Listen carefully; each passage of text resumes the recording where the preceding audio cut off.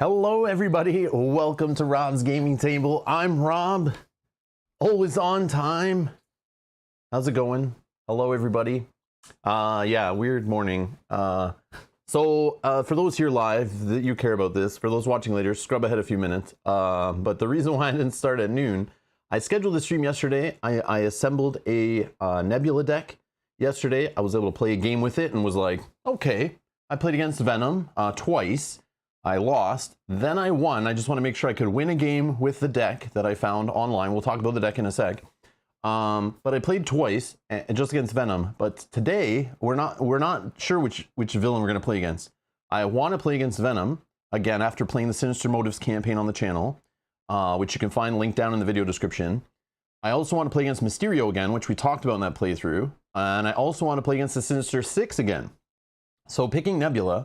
I just picked a deck that looked cool online, hashtag I love meditation, and then I didn't know which villain to pick. So like we talked about last stream, you guys are going to vote on which villain we play against. So I played a couple times yesterday, just made sure I could win with the deck. The deck worked. I understood the deck. I scheduled a stream for today. I was planning on scheduling it for Tuesday. Today is Monday. For anyone watching later is like, what are you talking about? And I thought I scheduled it for 1 p.m. because in my mind, I didn't have time to play the other two villains yesterday, and I thought, if I give myself an extra hour before the stream, I should be able to jam in 2 games of Marvel Champions, get ready, set up for the stream, create some thumbnails I had to create, and some other things I had to do this morning. Jam a COVID test up my nose. I also had to, what else did I have to do? There's something else. Oh, message Kyle about tomorrow, find out if he's coming still, which I think he is, but I don't know yet. So anyways, I had to do all this stuff this morning. And I came downstairs, I was done playing by noon when the stream was really scheduled for, so an hour early, but I didn't realize I had done that. So I came downstairs, started setting up around noon, and turning all the lights, cameras on, setting up the game on the table, and then I could hear a strange buzzing. So funny thing, I could have been live when Mel came down and said, there's people in the chat asking why you're not live. I could have been live right then, but I heard this buzzing, this like beeping, this faint beeping in my basement, and I didn't know what it was. So like a crazy IT guy, I started shutting down computers, thinking maybe it was a ball bearing in a GPU fan or something. So I shut down all the computers. I started turning off all the lights, turning off all the equipment, audio mixers, routers, closing doors, trying to isolate where this beeping was coming from. It was just this faint beep, but it was so faint, and I didn't want it to be something that was picked up in the live stream because it would drive me insane. So I literally could have been ready to stream at noon, not knowing I need to stream at noon, funny thing. But then I started shutting everything off, like completely shut down to try to turn off everything to find out if it was like maybe it was a smoke detector, a CO2 detector, battery dying. I didn't know what it was. I narrowed it down. Mel come down and tell me the stream is on. I'm literally on the floor digging around. I'm plugging cables and stuff. So like I'm dismantling my stream equipment, trying to find out what this beeping is. So my Monday has been great so far, by the way. And I narrowed it down. I started unplugging cables. I unplugged a cable for the speaker that I use to hear alerts on, and all of a sudden it stopped. Actually, I powered that speaker off, then it stopped. Then I turned that speaker back on with no computer on or anything going into it. It was weird, and it was buzzing. So then I unplugged the audio cable from it, stopped buzzing. So then I got a different speaker, still buzzing. Changed the cable, still buzzing. Man, I've been going crazy, and I'm like, Mel, I can't start the stream yet. I'm like literally shut everything down. So sorry it took a few minutes to get the stream actually going there because I had to turn everything back on. So I figured out what the buzzing was. I just switched which jack the speaker was plugged into. Actually a different monitor it was plugged into. So it's something to do with the monitor it was going into. It was creating a buzzing, which is never done before. I don't know why all of a sudden that started. I have been using that monitor for years. I don't know. But anyways, I literally thought it could have been in my head. I was about to go get Mel to ask her, does she hear the buzzing? But then I found what it was. So that's what I was doing. So yes, I did not just wake up. I did not delay the stream. I thought I had an extra hour. So then I thought I'll troubleshoot and I'll do all this stuff because I have plenty of time. And Mel comes down and is like, Rob, you're supposed to be live at noon. And I go, no, I scheduled for 1 so I could play more Marvel Champions in the morning and try out all the villains, make sure I don't need to tweak the deck last minute. So it's kind of funny. Kind of funny. And what would be real funny if somebody went, Rob, we can't hear you, your mic's not plugged in. Then I would just cancel the stream, flip the table, and go home. But hello everybody joining live. Hello, welcome to another high quality, super professional Marvel Champions live stream. Playing some Nebula, which was one of the hero expansions that was recommended for me to try solo based on my love for flipping into alter ego, playing an alter ego, confusing the villain, playing out a tableau full of abilities, trying to fire off big turns late in the game, which is kind of like a lot of heroes kind of fit into that. But I was told Nebula is really cool and I would like her. So same with Venom, which we played last week on the channel. Again, you can find all the Marvel Champion streams that I've done, or Mel has done, or Kyle has joined us for, or whatever. All that stuff is down in the video description. If you're looking for past Marvel content, some of it may not be as high a quality because, of course, thanks to our Patreon members and our YouTube members and super chats and donations and all that, have allowed us to upgrade our equipment over time, of course, as I've been doing since we've been streaming on YouTube since like 2013, 2014. So hopefully it's better than those previous videos. If you go back and look at some of our previous Marvel Champions videos from only like 2-3 years ago, it should already be a lot better. So, but just warning you, don't expect the same quality as you go back, of course. But we do have lots of other Marvel Champions videos. Again, link down below in the playlist section. But thank you for the support on the channel, allowing me to buy these packs. I'm not sent these packs by the publisher to play with Marvel Champions cards. I buy this all and the equipment and everything. So I need to show that out more. Thank you to the awesome people who donate to this channel to allow me to do this on a Monday when I would have normally been working in the past. You guys allow me to do this full time. I appreciate it. And I'm sorry for being late, boss. Boss, I am sorry for being late. I just didn't know. This is why I don't usually schedule streams on Mondays, because obviously I get a case on the Mondays and I just do other stuff. So I'm totally thrown off already by scheduling a stream on a Monday when it's usually my planning and preparation day. And it's also like a partial holiday. It's Easter Monday here in 2022, where my daughter's off school today, but my wife's working. And some people's kids are in school, some people's aren't. I don't know anymore who gets what off on Easter Monday, but for some people it's a long weekend. And some people I don't think it is. I don't know. But anyways. So thank you everybody for your support. Thank you for being here. Hello.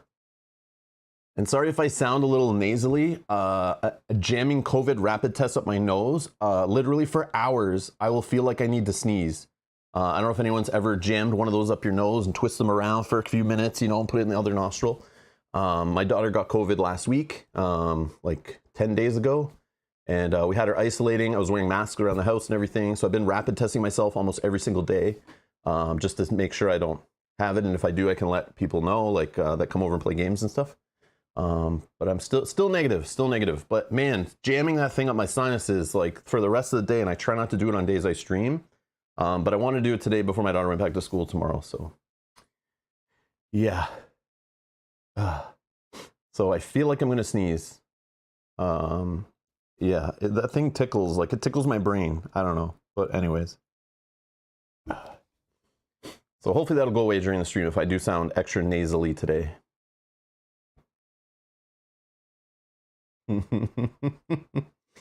Did you not get the YouTube notification about the stream you're supposed to be on? I don't get notifications about my own stream. I can't subscribe to myself. I've tried. It doesn't work. It doesn't work. I wish it worked that way. I just need to set my own reminders, but I don't, because usually that's like top of my list. I usually check like the day before I check, you know, what stream do I have tomorrow and what time it's at. But this time I scheduled the stream yesterday, kind of like last minute, and was like, I'll just schedule it tomorrow for 1. I'll be able to play it. We're not streaming in the evening on Mondays, so I can play as long as whatever. But I messed up. I just selected noon by default. I don't know why I did that. I didn't mean to. So that was funny. So in my mind, I was setting a stream for 1, but for some reason I didn't. I don't know. But I usually schedule streams for noon on weekdays. So maybe it was just like a cut and paste thing or a copy thing. I don't know, but my bad. Thank you everyone for being here. I appreciate it. Sorry for being late. Nebula versus the buzzing villain deck. Buzzing will now haunt your dreams. Well, it won't because I got rid of it. So there's no buzzing. I found out what it was. So it's good. But now it's bugging me that monitor, if I plug a speaker or something into it, it's going to have buzzing. So that's not an option anymore. And hopefully I remember that if I ever go to plug that in again, that no, it might do that to know where it's coming from. Because I know like years from now, I'll go to use that monitor somewhere else or plug in a different room, plug a speaker into it and be like, what's that buzzing? Where's that coming from again? And I'll do the same thing and totally forget what I learned today. But yeah, it was weird. But I like freak out. I'm like, man, is this going to be buzzing in the stream? Like, is it going to get picked up in the mics, or is it like, is it going to be outputted, you know, through the feed? I was freaking out and thought I had an hour to troubleshoot it, but that's funny. Mike, flattery will get you elsewhere. Everywhere fine, sir. Keep it up. A Fatal Papercut says, a true story. When COVID first started, an army issue protective mask showed up outside my front door. I have still not figured out who dropped it off. Bizarre stuff. Oh, weird. It was one of your neighbors. What I think it was one of your neighbors is one of those like crazy people who thinks like, you know, they're not crazy. Sorry, I should say like extra prepared, who thinks there's going to be a zombie apocalypse, or they watch too many of those like, you know, crazy movies, or maybe you get tornadoes in your area or something. And it's someone who has like a bunker they built in their backyard that you don't know about, like your crazy neighbor. You're not sure like, why is there this like kind of garden, but it looks like there's a door under it or something, you know, like. And in that bunker, they have all this cans and toilet paper and water and crazy stuff. They have like gas masks and stuff. So that neighbor heard about COVID and freaked out. They're like, it's finally happening. I've been preparing for 40 years for this. It's finally happening. So they ran around your neighborhood throwing gas masks that they had extra on everyone's front porch. And then they had their shotgun ready for the zombies, you know, like they were ready. That's who it was. I guarantee. So whichever neighbor of yours is like the crazy, like apocalypse is coming, you know, like that kind of stuff. That whatever neighbor you feel is that neighbor, that's who did it. Guaranteed. Oh, they didn't give you any canisters? So it's useless. All right. Maybe it was a neighbor who doesn't like you and was trying to screw you over because you thought you'd be protected and they thought the world was ending and they gave you a mask that was faulty. So whichever neighbor is crazy prepared but doesn't like you, that's the neighbor who did it. Fatal Papercut says, oh, I definitely have a couple special forces dudes living around me, but they were even baffled. Why didn't I get one? That's awesome. Yeah, that's a weird one though. I'd be thinking about that for a long time, wondering why that happened. Definitely. Janet, put a sticky note on the monitor, right beside the sticky note with my password on it. I don't have much room because I have all the other sticky notes around the monitor with all my passwords on them, like a good IT secure person. So I don't have much room to just put a sticky note with like actual, you know, normal information on it. I'm just kidding. I'm just kidding. There's like no border on it to put a sticky note. But anyways. Or no frame or whatever you call it. But that sticky note will fall off. I don't trust the sticky notes for that kind of stuff. Hey Dan, how's it going? Welcome, welcome.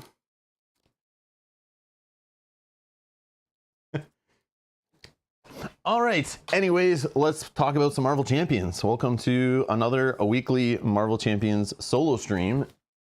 And hello, welcome everyone joining live. Hello, hello, hello. Yeah, thank you for being here. Thank you for being here. Okay, so we're playing Nebula, as we talked about. Thanks for recommending that I check out Nebula. I actually sorted my Marvel Champions heroes based on heroes that we've played in streams before, whether it's Mel, myself, or Kyle. If it's made a stream or I've played it with my daughter off stream or whatever, I put those heroes aside and I put them like in a different spot in my box.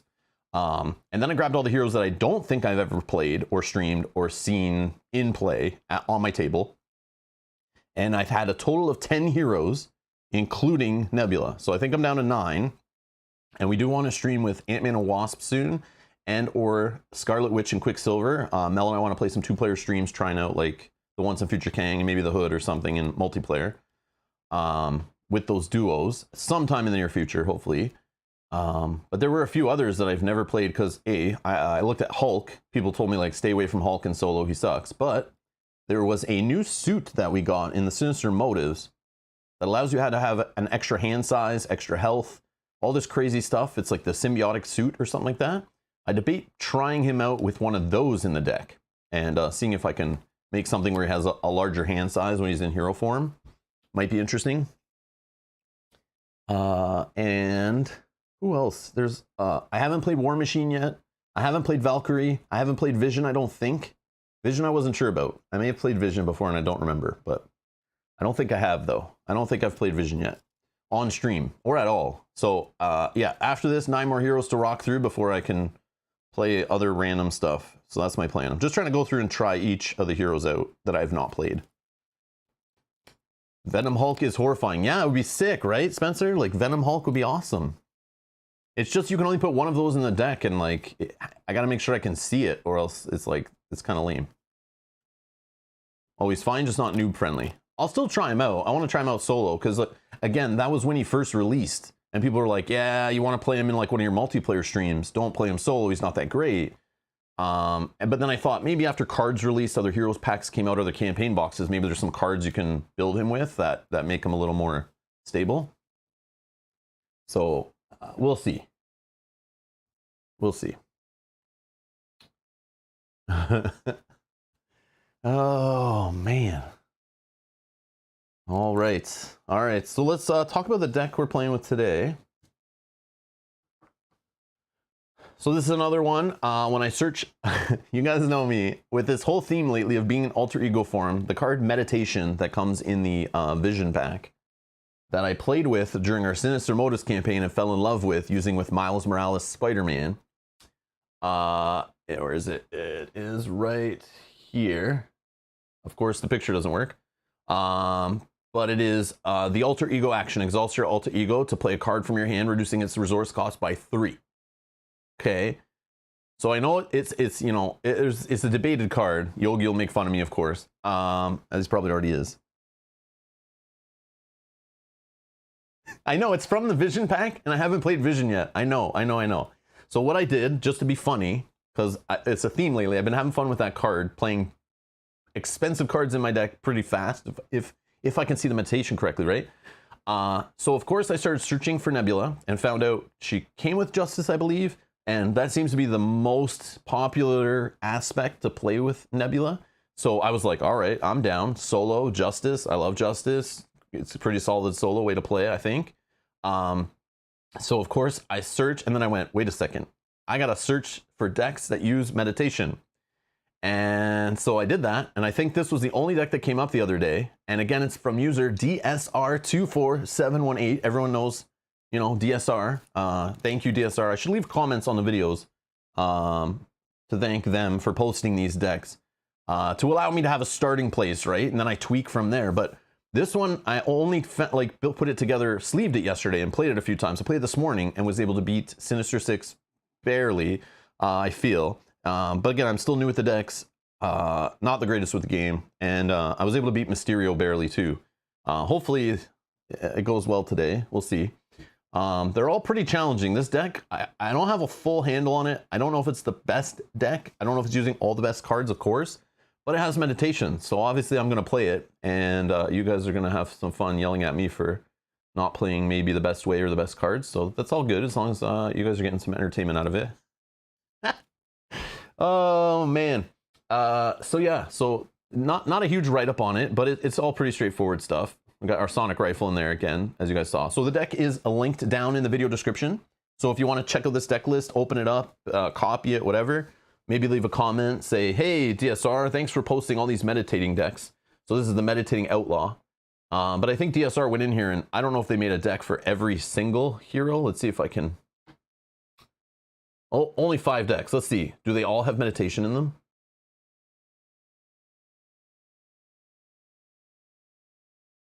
No, they don't. Oh man, I don't know. A deck without. Oh, this one does. What about this one? Yes, meditation with Scarlet Witch. Okay, all right. Maybe I play Scarlet Witch next. That's awesome. DSR, thank you for posting these decks. So funny. And we're playing the Meditating Outlaw. Oh, hold on. There's another one. Scarlet Witch. Yes, meditation. Okay. So DSR, if anyone wasn't here last week, this is the same user that posted the Meditating Symbiote or Symbiote deck that we played. Symbiote, the Venom Flash Thompson deck, which had a nice write-up. This one we were messing around with last stream, I believe, as our Justice deck. We played a different aggression deck, of course, but yeah, they should be linked in the video description. So again, we're playing the Meditating Outlaw. Oh yeah. Well, I need to go on there and comment after and be like, hey, thank you. But yeah, try to remember to do that. Is it even a real deck if it doesn't have a write-up? Well, here's the thing. Once you get to know the game well and you know the card list, it's kind of, you can understand like what it's trying to do. And what I find is even if it doesn't have a write-up, if it's using some similar cards I'm familiar with, I'll still just build it and play it and kind of see how it goes. And if there's cards I'm skipping by and not playing and I always throw them away for resources, then those cards, they could get cut. And then I start looking through the card pool and swapping things out. So it's like, it just takes more work usually, right? But if someone's built a deck and they're describing it in a nice write-up, and then there's comments with follow-up like, oh, I like it, but I changed this, and this is why I changed it, and I find this card works better in this situation or against villains like this. But this one, I'm not sure if it's the best deck against all three of these villains, which is kind of fun. So we're just playing with the deck as is, and you guys are going to choose which villain we play with first. And I'm assuming we'll have enough time to play against another one after, or we can do whatever you guys want.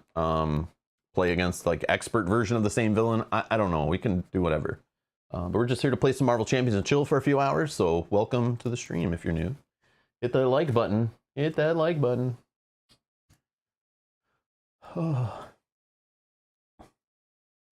TSR is back. Must be a meditation lover.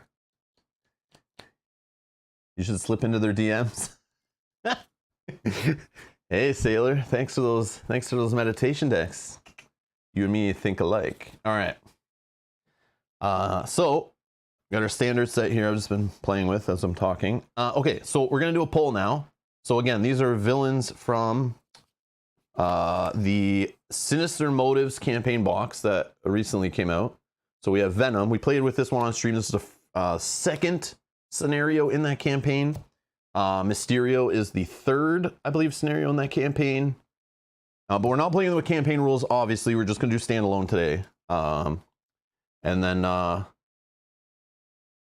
Doc Ock and the Sinister Six. Okay, so there's a whole fun, this whole craziness. But yeah, feel free to vote on whichever ones you feel are like you want to see. Again, we might be able to play a second one. I'll do a poll after we play the first game. To see what you guys want to see next, or we play the same one in expert, or maybe just play the same villain. If we lose, like, do we try again on the same one? Whatever you guys want. I'm down for whatever. I just want to play some Nebula, jam some meditation, or get frustrated that meditation's not lining up with other expensive cards in my deck. You know, the usual stuff. All right, so thought this is more fun. You guys pick the villain. If I can type. Why is it not? Which villain? Okay, Venom. What's going on? Keyboard's lagging. Battery dying? I don't know. Man, today's not my day. All right, Venom, Mysterio. And just make sure I spell Mysterio right. And then the Sinister Six. Okay, I put a poll in the live chat, so if you're watching live, go in the chat, vote for whichever one you want me to play against, and that's which one we'll do. I just couldn't choose, and I was going to do a poll earlier to ask. I should have done it at the end of the last stream so that I could be more prepared, but I just sleeved them all up and brought them all down, so we'll just shuffle in the standard set. And the cool part is they don't, the modular sets are all different, so they don't cross over.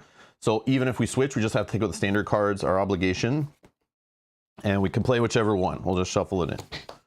So I'll leave that up for a minute.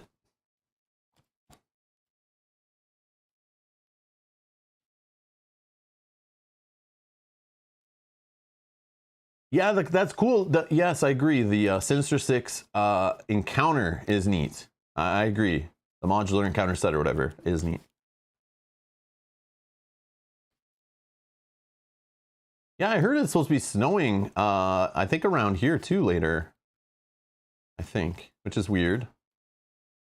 There's always like one random day in April, usually early April, where it snows in like southern Ontario. After it's already like warmed up and everything, you're like, doing some gardening, wearing some shorts, or I should say shorts, and all that kind of stuff. And then all of a sudden one day it just drops to like 0 Celsius and then we get like snow in the forecast. For like one day randomly. It's just weird. I don't know why it does that, but. Oh, you're just southwest of me. Oh, okay, cool, Mike, cool. Like, wait, like just behind me, south? Oh, sorry, I get what you mean. Okay, never mind. Or I should look this way, actually. Southwest. Yeah, yeah. You get the joke. All right. Looking from above. No, map. Ben, how's it going? Nebula is your favorite hero? Sick. Okay. I try to hold out my thoughts on Nebula till later, but so far I played Nebula 2 times this morning. Once against Mysterio, once against the Sinister Six. I played against Venom yesterday twice. But again, I'm only played with the same deck, so I haven't seen Nebula mixed with like different aspects or different, you know, versions of Justice decks. You know, maybe more refined decks or whatever. But so far, she's fun is what I'll say. Is she my favorite? No, no. But she's definitely fun and interesting, a little different, a little weird. Hopefully I'm playing her correctly. Feel free, you know, to correct me if you see me forgetting to use her. We'll explain her abilities and stuff here. Actually, maybe I should do that right now. So actually, let's start with the alter ego side here. So she has 3 recovery. She's an outlaw. Cybernetic upgrades is a response. After you play a technique upgrade, draw 2 cards, limit once per round. And what she has is all these crazy technique upgrades.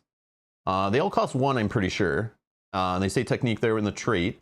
So this is wide stance, for example. And they all have like a passive ability. So this one is like, while Nebula is in hero form, reduce the amount of damage she takes from each attack by 1. Okay, cool. I'm assuming that stacks if you have 2 of the same one in play. There is a second one of those, for example. If I can find said, there it is. So like I assume if you have 2 in play, you reduce the amount of damage you take by 2. And then it has a special ability. Okay, the special ability actually mainly will fire off, I believe, if you start your turn in hero form with your 2/2/2, cool stats, 9 hit points only. It's okay, I guess. You have forced response. After your turn begins, so I'm assuming you have to be in hero, obviously start your turn in hero. After it begins, you start firing off the special abilities on each technique upgrade you control. Then you discard each technique upgrade resolved this way. So all these little special abilities, so this one is look at the top 3 cards in the encounter deck, discard 1, put the others back in any order. So you could fire that off. If you had another one out, you get to do it again. And you just start firing all these things off.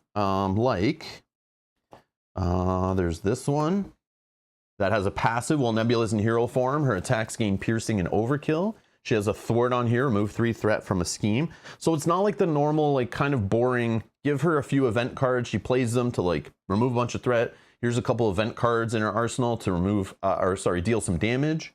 They're all kind of tied to these weird specials that you gotta like time when you flip her, when she starts in hero form. Which ones do you play over others if you only have so many resources? But of course she has a couple of those. There's this one. This one's cool. I sometimes forget I have this one in play and I start worrying about the guard and patrol and the crisis icons. But if you have this in play, she can just ignore all that. And you can like remove scheme from the main threat. You can hit the villain and you just ignore all guard, which is super cool. And then the special on this, she can do some stunning and confusing, which is awesome. And we'll talk about some of our other stuff. This one I like. While in hero form, Nebula gets +1 thwart, +1 attack, and gains stalwart, so she can't be stunned or confused, I believe. And then if you fire off the special, she gets a tough status card. And she has multiple of those ones, I think, too. And I believe they stack. Let's see. No, maybe she only has one of those ones. Unless I missed it. Did I miss it? Maybe I missed it. Yeah, I think she only has one of that one. Yeah. She only has one of that one. Okay. But then she has this other one, 2 of these, which I like this one. This is her damage one. But while in hero form, she gains retaliate 1. So if you have 2 of these out, I'm assuming you're retaliating 2 back. You guys can, they do stack? Okay, perfect. Thank you, everybody. I thought so. That's why I was playing, and I'm like, if it doesn't, this is pretty sad. Like, it needs to stack. You know, it feels like it has to for her to have a decent power level. But this is her attack, deal 4 damage to an enemy. So again, these all fire off when you start with her in hero form, okay? So it's weird, if you start in hero form, these all fire off, they're all gone, they're out of play, you lose all the passive effects. Then they're in your discard pile. and then you kind of got to wait for them to come around, you know, or like maybe you only have a few of these in play, they're firing off constantly. But it's this cool balance of like when to decide. It's definitely a higher skill cap of play for her, and I'm not sure if I'm there yet. But it's definitely fun, definitely cool, and we'll try to figure it out today. So feel free to get involved. We'll try to figure things out together. But it's really fun. Like, yeah, it's like knowing when to use which things. So because you're waiting for these to show up, and you only have certain ones at certain times, it's kind of random, right? And because they're not just upgrades that sit in play, giving her buffs until the end of the game, you lose them. So it's like, will you have them at the right time you need them? Will you make the best use of them? It's kind of like very random, but it's very neat. Okay. But there's some other ways to play with those. Like Gamora, if you play her ally into play, you get to fire off a special right away. So you could like deal 4 damage to a villain, give her a tough status card, or remove 3 threat. Just by playing her based on whichever upgrades you have in play, you can just choose one and fire off its special. Okay. Then there's also ways to get them back. So if you're an alter ego, you can shuffle up to 2 back into your deck, or you can choose to start discarding cards off the top of your deck till you discard a technique, you put it into play, and you can fire off its special.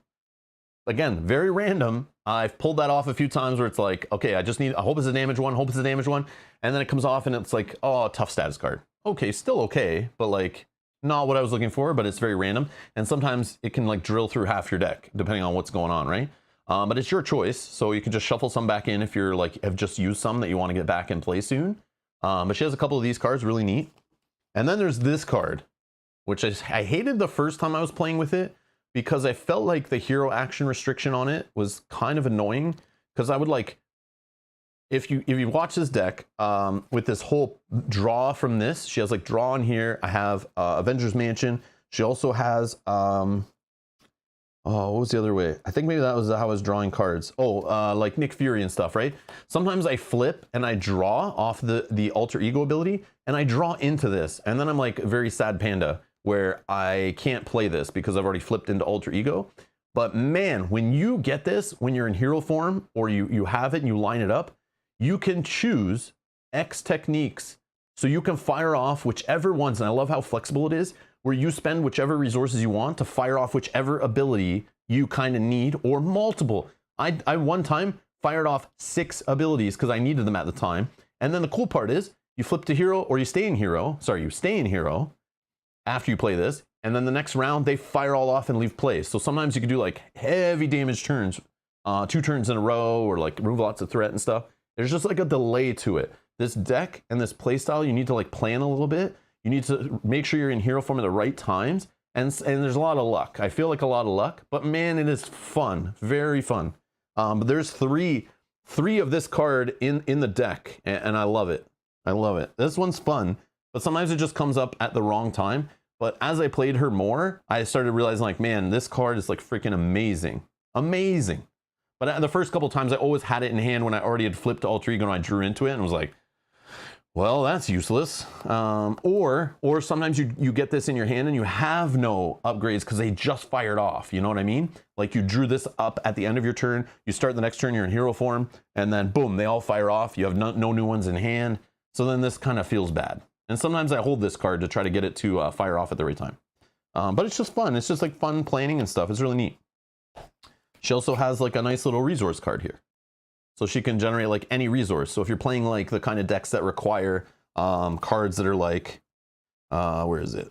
Like this kind of card, you know, if you use, you know, the resource requirements, I can definitely generate like a mental resource to help with lay down the law and that kind of stuff, which is neat. Well, let's see what you guys are saying.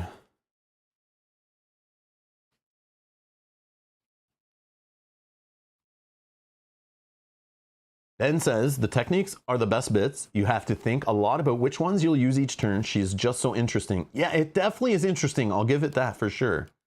It's like different, like, which is unique, fresh. I don't know. It's a good thing. I'm just, you know, just not my favorite, but like, I love that feels different.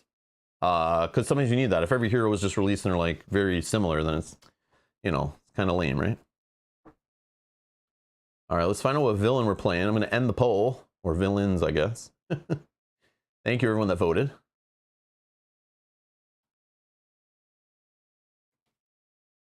So it looks like Sinister Six got 43% of the vote, Mysterio 33, Venom 23. Thank you for voting. All right, so we're starting off with the Sinister Six, but again, after we play one, we'll play like 2 playthroughs at least today, I think, depending on time, of course. So we could play another one today, or if we like lose, maybe we'll just play the Sinister Six again, try them again, or, you know, whatever. We'll figure something out. But thank you for the help. Okay. Yeah, they're all fun. I like all 3 of these villains. Playing against them all was fun in the Sinister Motives campaign. All right. So we have our villains. I'm just going to shuffle these ones up and place them face down. We'll roll a die to pick randomly as part of the setup which ones we're getting. And we'll put this here for now. This we know is going to go and play on this side, I think, but we'll do that in a sec. Okay, let's get our standard stuff in here. So our setup is, so oh yeah, we're using the Guerrilla Tactics modular set and standard encounter sets. So we choose X villains at random, where X is 1 more than the number of players.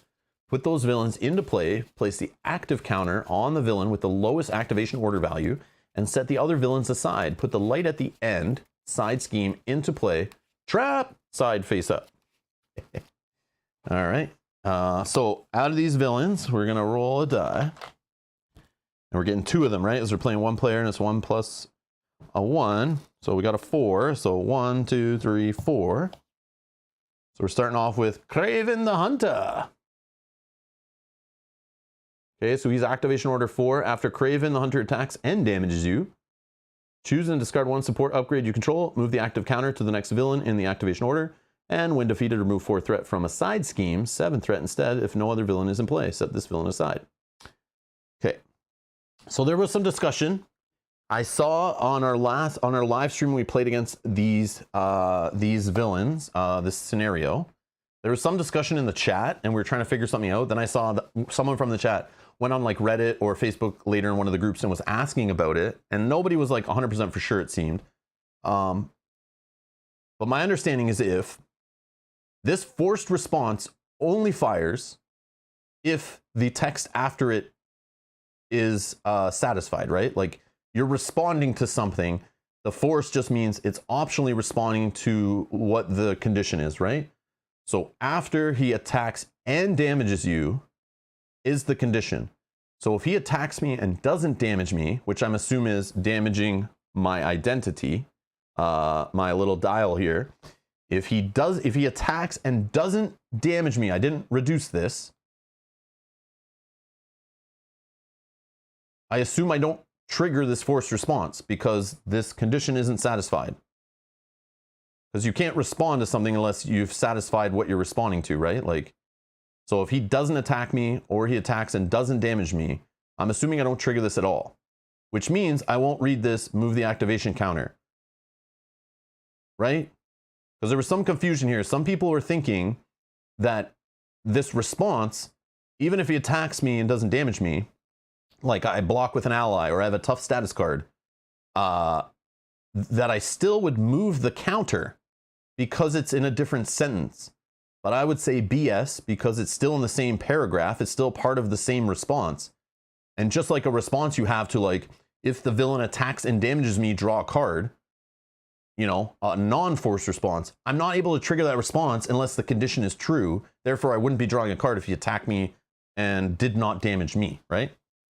So I'm not moving the activation counter just because it's a forced response.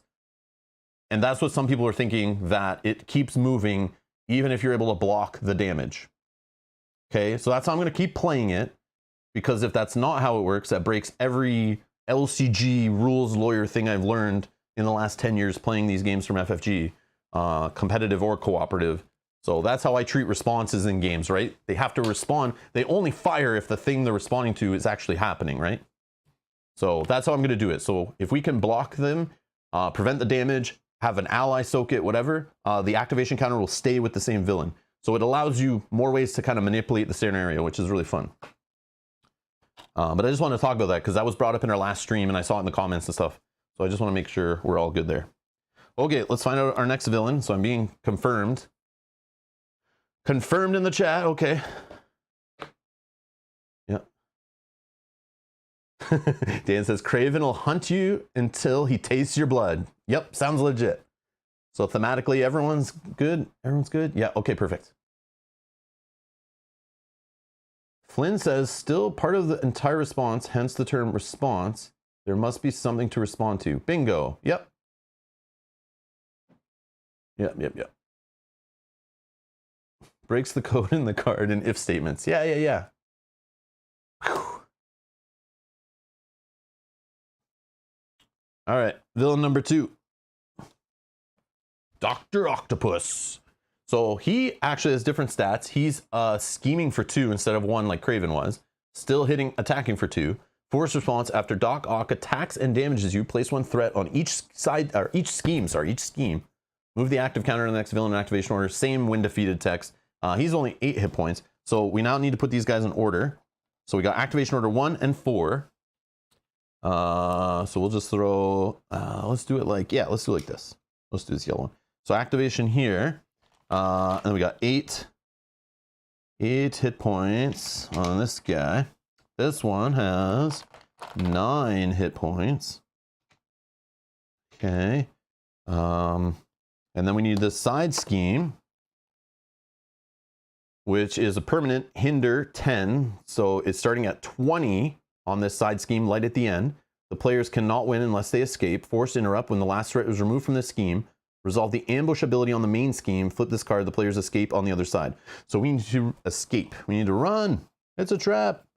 So we are going to put 20 juicy threat on here, if I've done that right. Okay. And then the main scheme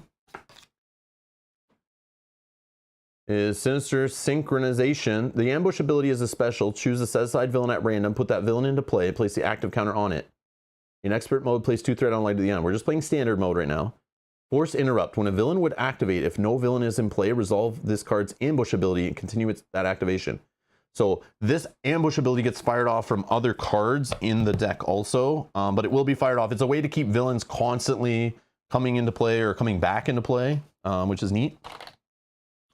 So we'll throw that there. What else? I think that's that. Actually, we can put this here so I can slide it back and forth. Nebula doesn't run, she backflips everywhere. Spencer says, is it possible to have no active villains just hanging out eating shawarma? No. Well, for the rest of your turn, yes. If you just take out the last one, you get the bonus from removing 7 threat instead of 4 if there's no other villains. But when you get to the villain step, after you add threat to the main scheme and then the villain goes to activate, if there's no villain there, it then fires off the ambush ability to grab another villain and put it back into play and gain the active counter. So you at least don't have a villain to attack you for that next turn or to scheme, but it does enter play. And then I think the villain doesn't activate there. You just kind of move on and then deal in counter cards. So you kind of get a breather. If you get a breather for like 1 turn kind of, if you can eliminate it, is my understanding. We'll go through it timing wise and see if it makes sense, but that's how I was playing it.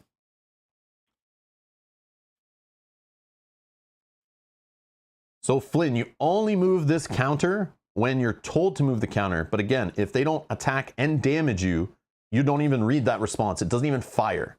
So you wouldn't move it until the game moves it through another card effect or something. But we'll see. But I would assume it also moves to the next one when one gets eliminated. It's probably in the rules, actually, for the Sinister Six. During this scenario, there may be more than 1 villain in play. However, only 1 villain at a time may have the active counter. Do I have a way? No. Let's see. I could probably put this here. There may be more than 1 villain in play. However, only 1 villain at a time will have the active counter, an all-purpose counter, which is placed on a villain at the start of the scenario and will move between villains through card abilities. The active counter determines which villain is considered active. This is the only villain that activates during step 2 of the villain phase. Encounter card effects that refer to the villain without a qualifier refer to only to the active villain.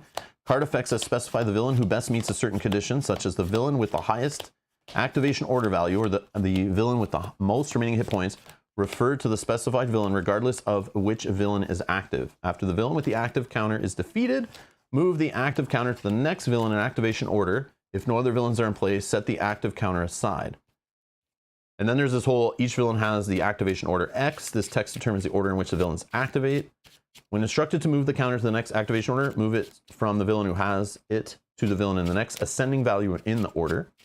If there's no activation value greater than the current villain's value, move the active counter to the villain with the lowest activation order. So it kind of loops around. Loops around.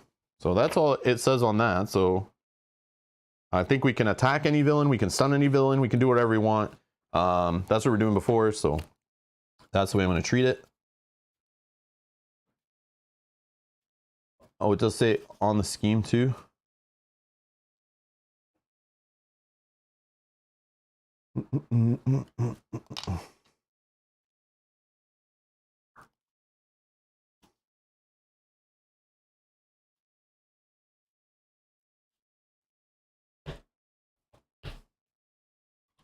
Okay, these guys are set aside.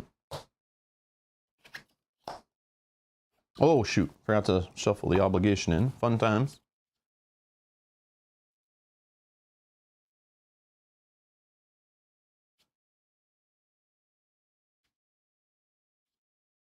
Oh, the main scheme says to activate? Oh, that's right. Yes, it does. Sorry, we knew this. We knew this from before. Yeah, this was the part that I didn't read. I remember on stream we totally forgot this part. Continue that activation. Yeah. Yeah, this is because messy, right? Like I go, oh, do the ambush, then I do the ambush, and I forget. Yeah, that's right. So they do attack you. Okay, it does activate. Okay, thank you, everybody. Awesome, awesome. Okay. Yeah, so I definitely messed that up this morning when I played, but I think it only happened once or twice where I got it down. Maybe not, no, it did happen once. I did have them down to none at one time, and then I brought a new one in and I didn't activate it. I totally forgot. But I messed that up on our live playthrough before too, where I was like, I forgot to like do the ambush, then come back and read that ability. The continued activation sentence there. My bad. So then that means when a card tells you to do the ambush ability, you don't activate them or anything. It's only off this forced interrupt. Cool. All right. So let's just do a little shuffle because we definitely sorted all of her cards out to talk about them. We have her nemesis set aside here, which is Gamora. Hopefully we do not see this today at all. With the wide stance though, I think that's what the card was called. Hopefully we can find this and find the shadows of past or whatever and discard it out of the deck. But when there's another Gamora, so if you had the Gamora ally into play, this one comes in and knocks her out. She turns on you, I guess. Forced response after Gamora attacks and damages you, choose and discard an upgrade you control. Super annoying. But we'll look at the other stuff when that is going to happen. So this is just set aside.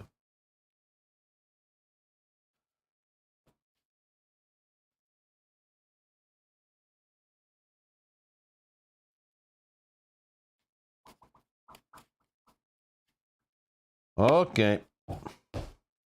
1, 2, 3, 4, 5, 6. All right. Well, we got a meditation to start. Okay. So what I found, again, with this deck, again, the deck's linked down below for anyone who joined late. But I like keeping a meditation. We start an alter ego. So if we draw into Helicarrier, Nick Fury, Avengers Mansion, Gamora, even I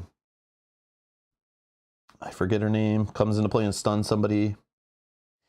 Oh man, brain fart. Anyways, any of those 3 costs or more cards, even Agent Coulson, we can put them into play nice and cheap. So I like to hold on to that. I kind of want to hold on to this. But Lethal Intent's not really doing anything for us. I mean, it can, but, oh, maybe. I like to keep like 1 upgrade, at least. Maybe just 1. to be able to put it into play so we can draw our 2 cards. So I like to keep one in hand, the best one I think. I do have this one that does the remove 3 threat from a scheme. So that could be really good to have in play. And then technically I could play this for 1 cost, fire this one off. So we can remove like, you know, from here and then remove from here and start going. But like, I wish one of them was a damage one, because I think the best way to remove threat in this is by defeating these guys. So I definitely don't want this, because we can search for that with Agent Coulson later. I think I want to keep this one. We do have the look at the top 3 cards, discard 1, put them back in any order. I do like this because it does reduce the damage she takes and stuff. But if we can find an ally, I'm not too worried about that. So I'm debating pitching both of these, just to like hopefully find some setup cards.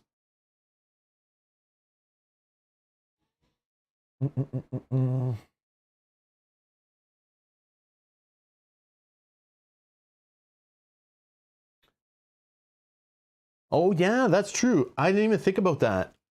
If you have Gamora at the table as a hero, this one can't enter play at all, right? Because she only tries to oh yeah. Yeah, because she only cares about the ally, right?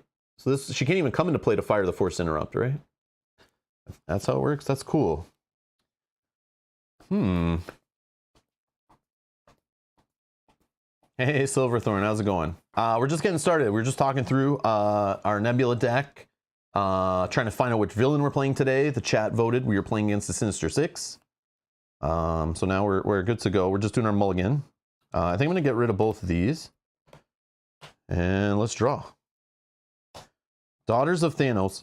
So I have a question about this one. This one's in the deck. I kept it in the deck, but I'm assuming you could still play it if you just on yourself, right? I assume that's how you play team up cards. Like you don't need both heroes at the table. And I think,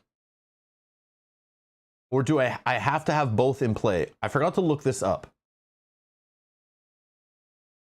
But the team up cards, I forgot how they work because I don't usually play them in solo, and I don't know if I can even play them in solo. Let me find out.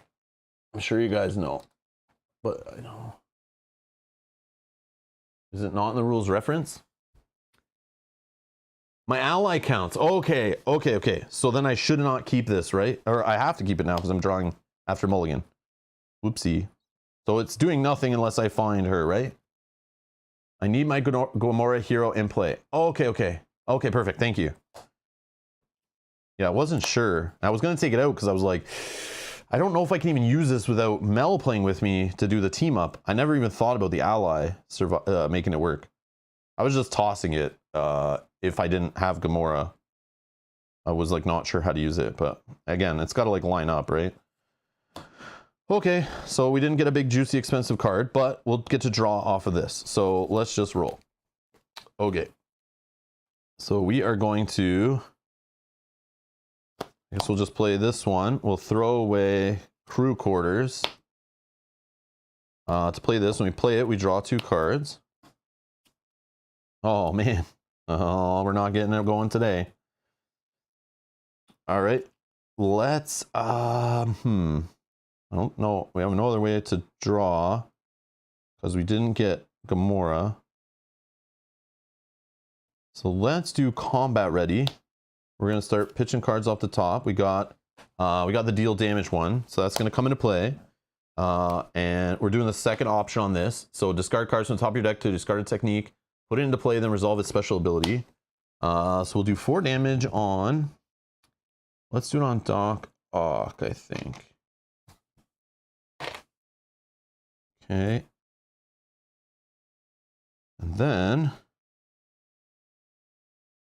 I mean, this is actually pretty good to have these both here and have a lethal intent we drew into. I kind of wish I kept the other one now, but so let's, I guess we just flip. I want to do the lethal intent. Actually, let's put these all down here. Yeah. So we'll do the lethal intent. We're gonna do 1, 2,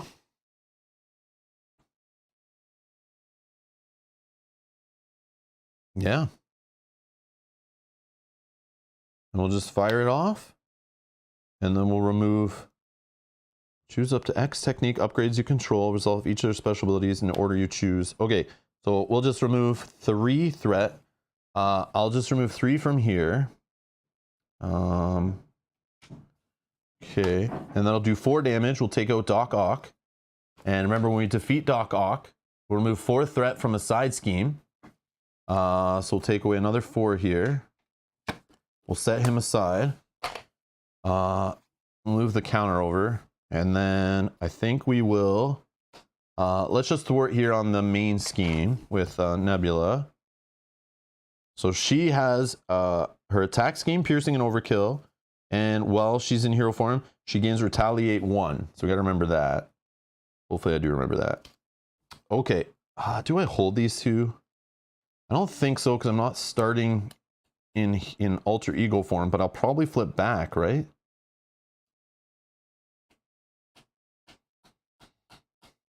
Again, like, I could draw into Nick Fury, I could draw into Helicarrier, I could draw into Avengers Mansion, I could draw into... I always forget. Oh, I forget the other... Agent Coulson, and there's another couple cards, I think. Mockingbird. Oh, Groot. Groot's in there. Gamora. Sonic Rifle. Like, I feel like I just hold it, and I hold this, but it's probably bad to do that. Okay, so let's ready up. 1, 2. Yeah, my deck is trolling me again. This is I played this deck 4 times before streaming, and this doesn't happen. This doesn't happen. I helicarry out 3 of those games. I got in my opening hand with a meditation. But of course, stream luck is all fun. All fun. Okay, we got a Groot. At least we got a Groot. Okay, so we can start setting up a little bit with that. But yeah, very different game if you get Helicarrier or Avengers Mansion in early, as you guys know. I'm like preaching to the choir here. We've all known this since 2019, when we first played with the core set. Okay. All right. So we're going to put a threat here. Going to the villain phase, right? This jerk phase is going to activate. He wants to attack Nebula. I think I just let that go through, right? He attacks for 2, but if he does damage to me, I'll discard a support or upgrade. Ooh, I see. Yeah, see, I should not have flipped. I shouldn't have flipped. But I had that lethal intent. I think it was good to do. I don't know.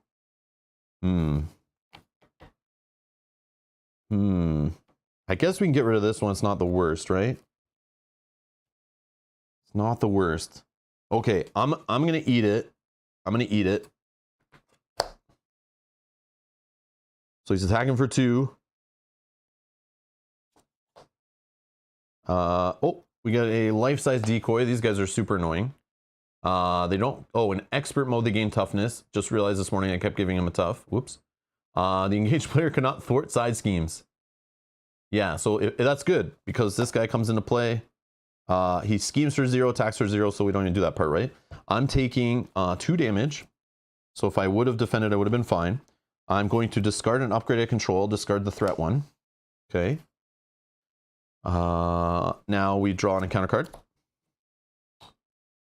We move the counter, but we can't, right? So I think it just stays there anyway. That would make sense, right? Derp. All right, found this. Attached to the villain with the most remaining hit points. So just give me a minute while I figure that out. 1, 2, 3, 4, 5, 6, 7. I think it's this one. I think it's this one. Let's just attach that. And if we couldn't attach it, we'd have to do the ambush ability. So obviously if there wasn't a villain there, this could pull a villain back into play. Threat cannot be removed from light at the end. Well, this is here. So we have to get rid of this guy in play to have this detached. There's no other way to detach it. What did Yogi say? Just ditch more cards early rather than clog hand holding for a dream. Never! Never! No, I like holding for the dream because that's how I have the, like 75% of setups when I hold meditation and I have enough expensive cards in the deck, I will draw into one. And then you just have like an amazing start. Yes, one in every like 4 games that doesn't happen. But we still win those games. So it's me just trying to play my own way, okay? I just like to set up really nice, early, fast. That's why I'm playing meditation, right? It's a gamble. It's a gamble, right? I think it's a balanced card, obviously, because it trolls me some games, which is fun. Okay. All right. So it's our turn. So at the start of our turn, we do this force response business. After our turns begin, resolves a special ability on each technique, upgrade you control, then discard each. Well, let me see. I think we'll start with this one. We deal 4 damage. Okay, and then we discard it. And that is all. Okay. So we are going to... I'm going to take a damage to confuse the villain. And I'll just throw away a meditation as a resource to play that. So we'll take 1 damage. We'll confuse this guy. Okay. I think that's good to do.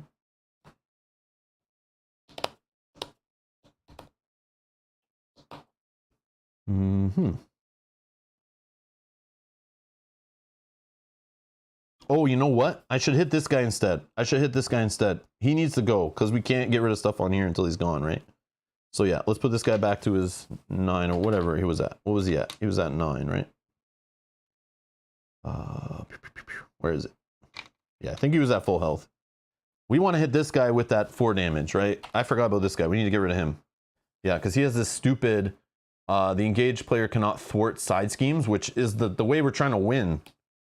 So, like, I need to get rid of him, I think. Yeah, let's do it on there. Okay, and then we'll just, we'll flip. And then we'll do meditation. Actually, yeah, no, we're not going to do that. We'll fight, get rid of this guy. Or this fake guy. Then we're just going to play Groot for the 3 here. He comes into play. We'll just hold him. Do I still flip, though? I mean, he's confused. I could heal. But I don't think that's smart. But I do draw more cards that way.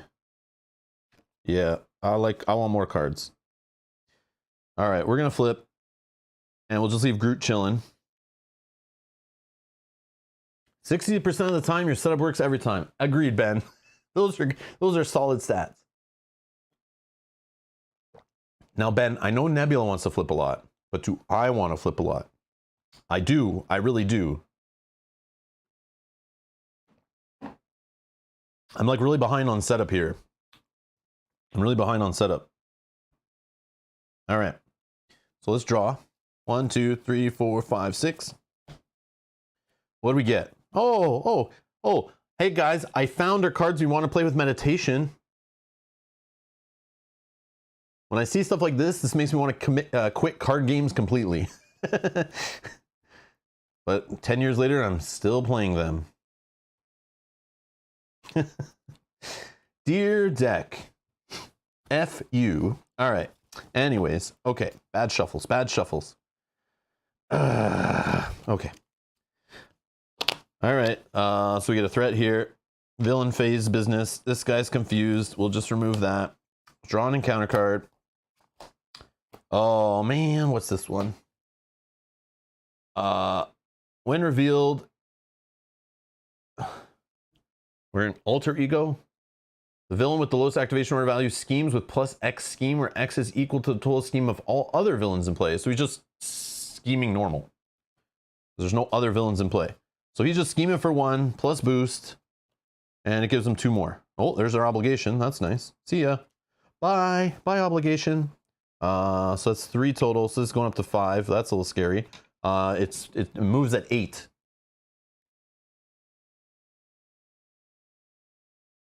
Yeah, Fury is amazing with meditation.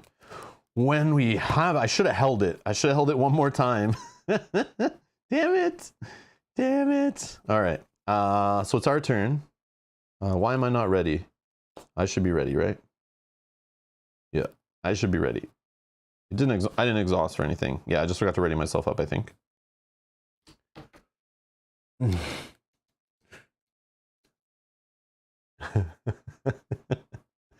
Okay, now what are we doing? Oh man, I don't care about these rifles right now. Maybe I should. I don't even have one technique. I need to draw. I need to draw. So Nick Fury has to come into play, right? So let's just throw these two away. I like Gamora, but I know we're not drawn into a way to play her, I don't think. I'm going to keep a 4 Justice, actually. So let's throw away these 3. Or 4. We'll play Nick Fury.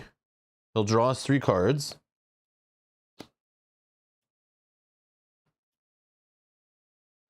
Okay. Did not get a technique. Wow. Well, that sucks. And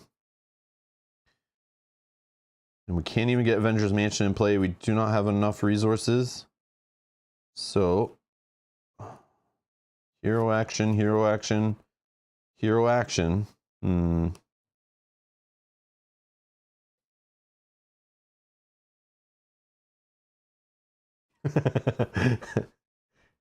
No, Brombe. That's the fun of playing live. So Brombe says, I know it's cheating, but sometimes when I get draws like that, I give myself one in-game mulligan. And it's totally acceptable when you're trying out a deck, you're practicing, or you're just like, you know, trying to solve a villain. You're trying to like see what your deck can do before you tweak it and stuff. Yeah, that kind of stuff makes sense. But part of the fun here doing this live is I love how it's crazy. It's not like all the playthroughs you find on YouTube, right? That are like perfect edited, not perfectly played.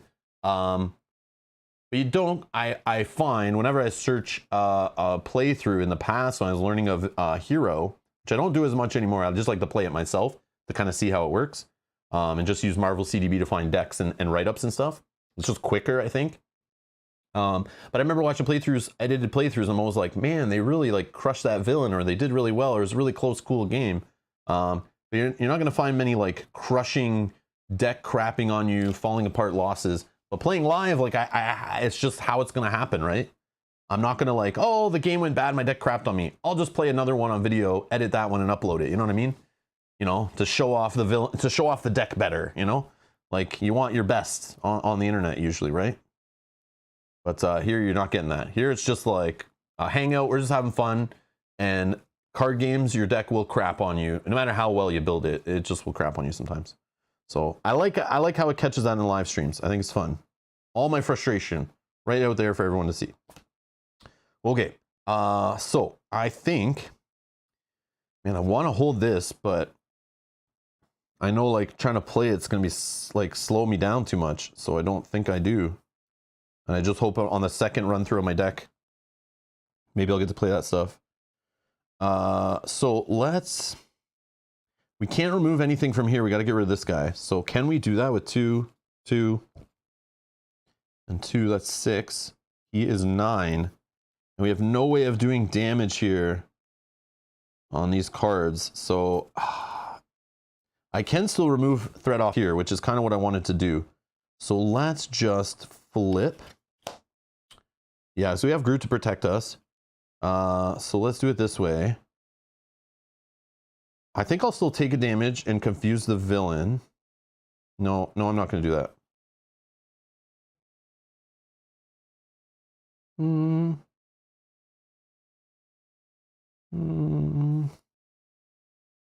I'm not going to do that. Let's just play for Justice. We paid for it with just energy resources. We could use Avengers Mansion. This is tough. Yeah, let's use Avengers Mansion to pay for it. I think we'll just hold a Think Fast for now. So we'll throw these away. We play with a mental resource. We can remove 4 from here. That hurts. That hurts. Ben, my favorite hero, from memory, like I don't remember much about Miss Marvel, but I remember she was my favorite for a while. I know historically it started out with Iron Man early in the game. Then when I played Miss Marvel, it like she just clicked. Like I love that hero. I love how that played. Then I don't know. Since her, like obviously Venom was cool, but I still think I like Miss Marvel more. Obviously Doctor Strange is pretty sick with his little side deck. That was fun. I remember him having super fun with him. Who else? Yeah, it's probably Miss Marvel, but I haven't played her in so long. So like maybe going back, I'll play her and be like, oh, maybe I actually like this one better. I don't know. But so far, it's probably still her. It's probably still her. Like I love all her alter ego cards and stuff like she just, yeah, it's so fun. But we played Black Widow is also up there. Black Widow is super fun to be kicking off stuff in the villain phase. And Ghost Spider, I think I might like better than Black Widow maybe, but I haven't played her personally. I just saw Mel play her in our Sinister Motives live streams. So I still want to play Ghost Spider myself at some point before I consider her, but she seems super cool and fun. But maybe not my favorite, but we'll see. Okay, so let's do some craziness here. Let's I guess we'll just attack for 2 here and get Nick Fury just poking this guy. Now Groot, I could attack with him, but I like to save him for when I'm like desperate for the attack. I feel like I'm not really at this point, but we'll still hit for 2 here with Gamora. Now we'll just leave Groot. He's going to be our defender. And yeah, we'll ready up. I don't think I'm going to keep this, but I think it would be nice, but I think we'll just toss it because we need to get through our deck because our setup like fell apart. Okay, 5 cards. Oh, one way or another. Max, this card is so cool. Search the encounter deck for a side scheme. Reveal that side scheme to draw 3 cards. Shuffle the encounter deck. Assuming you're able to deal with the side scheme. Sometimes it's like risky and I don't play it, but we got combat ready. Okay, we got some. Now we got our technique showing up. Okay. All right. We get a threat here for the villain phase. This guy wants to activate. He's going to attack. I might as well just throw Nick Fury in front of it, right? And then if he activates again, we'll throw Groot in because there's lots of like extra activations. I feel. Yeah. So he'll attack for 2 plus boost. Nothing. So this guy is down. We want him in the deck quick, but he's going anyway, right? Encounter card. No! All right, we're gonna start the stream over. Okay, so we get Gamora into play. A side scheme goes into play. Self-preservation. Nebula gets -1 thwart, -1 attack, -1 defense. Gamora gets +1 attack, and her attacks gain piercing. And it's gonna have 2 threat on it. Son of a. That one's not a bad one to search up though with that other card. If this goes back in, then we have some treacheries happening. Gamora attacks you if no attack was made this way. This card gains surge. If the Gamora hero or allies in play, she resolves her attack against you without exhausting. Oh, that's spicy. And this one's attached to Gamora. If you can't attach to the villain, +1 attack, hero action, discard and upgrade you control to discard this attachment. Oh, that's spicy stuff. Spicy stuff. Yeah, where's wide stance to get rid of this card? Usually I have that card out of the deck every single time I play with Nebula. I'm like discarding cards out of the encounter deck and I get that one.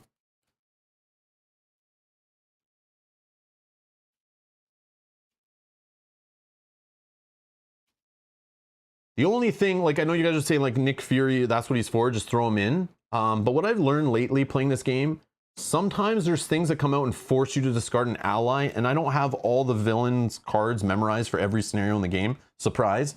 And sometimes just if I have Groot, I like to just defend because that's what he's there for. And sometimes leave Nick Fury before my encounter cards flip, because sometimes that might make me discard an ally, and I would like to keep Groot in play, and Nick Fury can be like a help with that, you know? And then I also have to judge, like, the villain is attacking and only getting 1 boost card, I hope. And maybe the encounter card makes him attack. And I know for this one, the reason why I'm debating not defending with Nick Fury first is there is encounter cards that make, we just saw one already, that make the villain attack with extra attack, right? And I know right now there's no other guys in play, so it doesn't matter. But this whole crap right here, plus X attack, where X is equal to total attack of other villains in play. So these attacks could fire off, and depending on all the villains in play, it could be attacking for like 9 and stuff, right? Plus boost. So I don't want that hitting Groot, right? So I might want to save Nick Fury for something like this happening after the villain attacks, where they could attack again, you know? So it's like those kind of things I always think about. So that's why I'm not always like jamming Nick Fury in right away, and I do think about it, because I kind of feel like I've been trained by the game lately not to just do those common things that we learned early in the game. So that's my argument there for that. Those are the kind of things going through my head at that time where I'm like, should I defend with Nick Fury? It's like, is there something to discard an ally in play? Where I guess Nick Fury would still go unless he died, right? So like Nick Fury might survive the defense too, right? But in that case, I knew he wouldn't. So yeah. So it's just weird things like that. That's what I think. I'm probably crazy, but those are the things I think about. Okay.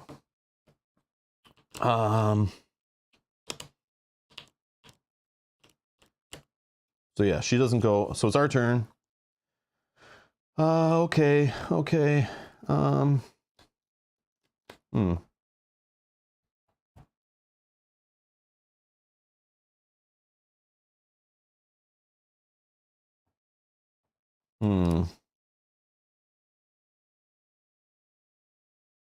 How are we dealing with this? I mean, he can block here. This guy, though. I'm debating doing this draw, but I don't think I do it. I already have a side scheme in play. I know this guy can help me remove stuff from side schemes. She has one less thwart, so I can't even get rid of that as fast. Huh. So I get thwart with both of these. Is that the play? Or I'm just going to look through my discard pile to see what techniques I have.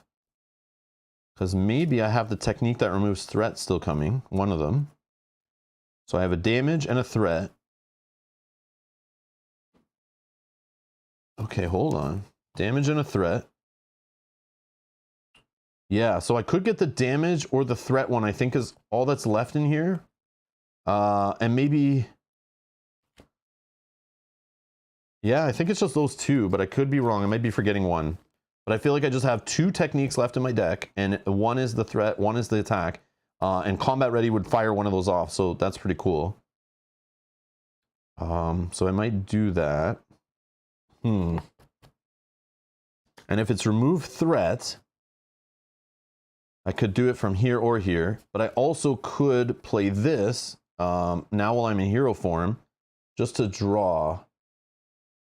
And if I draw first and I see those two techniques, then I know not to play this that way. I'll play it to shuffle stuff back in. I could also...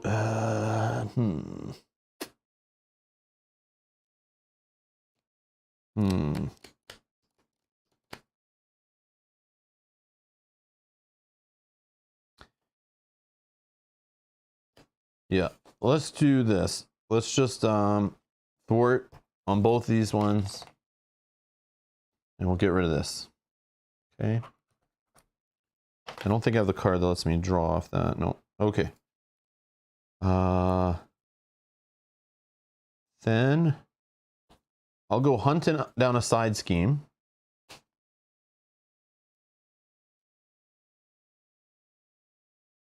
There's probably a good one in here that I can get. Oh, nice clump of attachments. Yeah, let's do this one. Teamwork makes the dream work. Each enemy. Oh, each enemy. Ooh, that makes Gamora hit harder too. Gets +1 scheme and +1 attack. Or I could do this one. Each enemy gets an acceleration icon. Again, it's enemy though, not villain. Yeah, these kind of suck. Or what's this one? Oh, maybe this one. Each enemy gets 1 hazard icon, maybe? Hidden in the shadow. Otera, thank you so much for subscribing. Or Ohotera, thank you. Thank you for subscribing. Welcome to the channel. As I'm pulling out cards out of the deck and putting them into play that I shouldn't. Oh, man. The problem is I probably can't get both enemies out of play. There is another option, but this is 9 freaking threat on it. Threat cannot be removed from other side schemes, and that's kind of not great. So I don't want to bring this one into play. So I should do something easy, right? So what's better? Attack and scheme, right?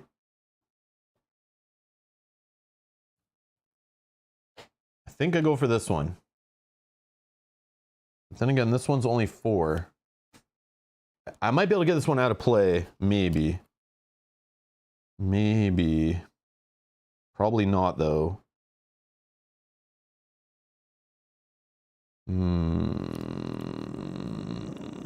If I get the damage, I can't even take out either enemy. That's the problem.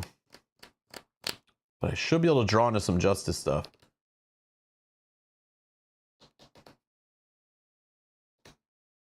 Yeah, let's do the scheme one. Attack and scheme. Oh, this is tough. This is tough. Okay, so this comes into play with 5 threat. If we can get this guy to play, I should have probably damaged this guy for 1.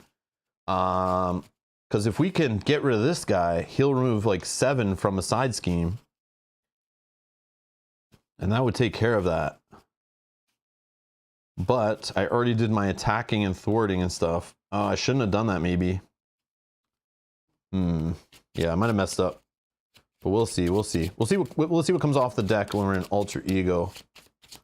That's the other problem. It's like pivotal moment here, I feel. Okay, so we draw 3 cards thanks to this one way or another. 1. Put it under any player's control, max 1 per player. Hero response after a side scheme is defeated. Exhaust skilled investigator, draw a card. Okay, that would have been awesome. I should have started my turn by drawing first. Yeah, that was my mistake. Because I would have drawn into this, saw this, put this into play, thwarted from those guys, got extra card draw. Yeah, that's me being dumb. Yeah, I should have just done the pull in first. I don't know why I did the other thing. That was silly. Okay. Okay, lethal intent. That changes things. That changes things a lot, actually. We also got the damage one. So this is perfect. We can put this into play and fire this off. And do 4 damage. We just don't have another damage. That sucks. Yeah, I shouldn't have done that. I should not have done that. Yeah, we couldn't get an ally either. How many lethal intents have we seen? 2, right? Beyond that one? 1. Yeah, they're both in the discard. Damn it. Okay. So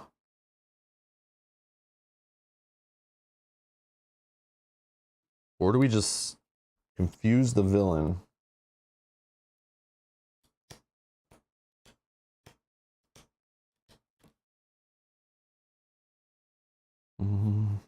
Maybe we just confuse. Yeah, let's do that.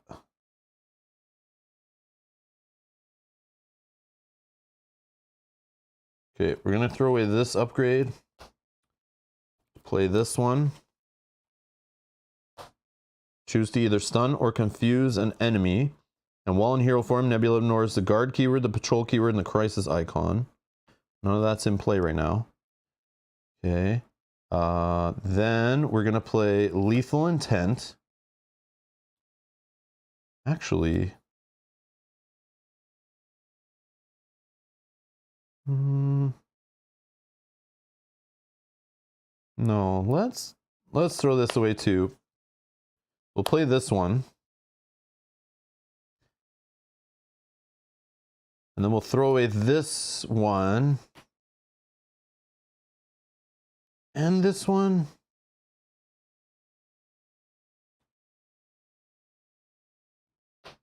To play lethal intent for 2. We'll stun. Actually confuse, sorry. Yeah, I should maybe do it on the other side.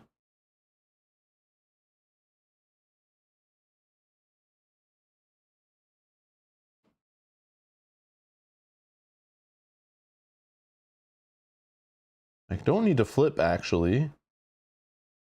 So I could just stun. Stun here.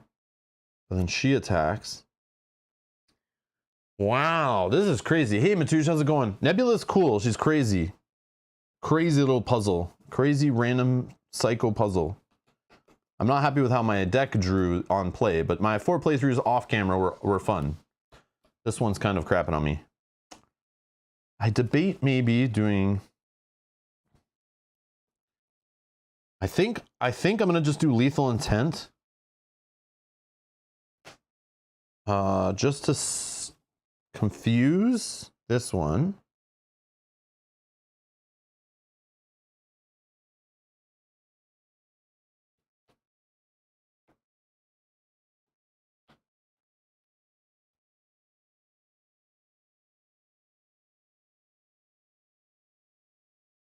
Yeah, let's just do both. It's fine. And we'll deal 4 damage. Here. And I think we just stay. No, maybe we flip. No, we'll stun. We'll stun and stay. Yep. We'll stun and stay. And we'll let these fire off. That's fine.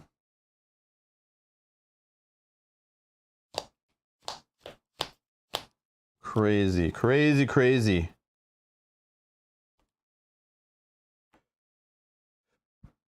And she has to attack and damage us. All right, what do we get? Lay down the law. Nebula ship, finally. Okay. Interesting. This is the remove threat. Yeah, we knew this remove threat one was left in the deck. But I gambled not flipping and pulling it into play. It's fine. Okay, so we get 1 threat here. This guy's stunned. She wants to attack for 2. We'll defend with Groot. So he'll just take it and then heal it back up, right? So we're good there. Then we'll draw an encounter card. Old Rivals. Gamora attacks you. If no attack was made this way, this card gains Surge. Okay. So Gamora's attacking for 2. I think I have to defend, right? So I don't get damaged and discard one of these. I think that might be worth it. So I'll just defend and prevent the damage. Oh, she has +1. She has +1. She has +1. Oh, no. So I'm not going to defend. I'm not going to defend. So this guy should have 2 damage on him then. Yeah. Each enemy gets +1 scheme, +1 attack. So then this one's attacking for 3. I'll just eat the 3. And I'll get rid of this one. Oh, I have Retaliate also. Oh. Okay. So I guess I retaliate. This one will go.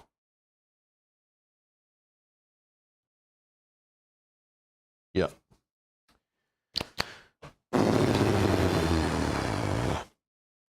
Yeah, it's crazy. All right. We survived. Wow, man, this is rough. Okay. So start of our turn. This one's going to fire off, deal 4 damage. Let's do it here.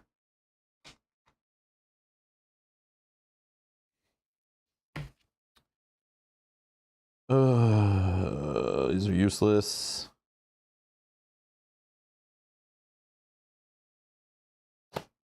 And be like, finally getting set up, guys. Look at us getting set up. We're putting our setup cards in play here when we're almost out of our deck.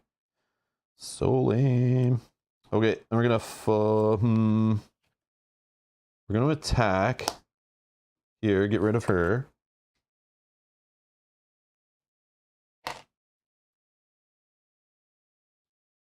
We'll flip. We'll play Technique. This is the one where, well, Nebula's in hero form or attack scheme, piercing, overkill, but it's the remove 3 threat one. We'll play that. We'll draw 2 cards. So annoying. So annoying. All right, let's just toss these. Oh, so annoying. This, man, why does this happen? Okay. Anyways. All right, let's ready up. Hope we don't thread out here, but so we'll draw 1. We're going to get ourselves an encounter card. I got to shuffle this really good because this is so annoying. What has happened on camera versus what happened in the 4 other playthroughs I did this morning and yesterday.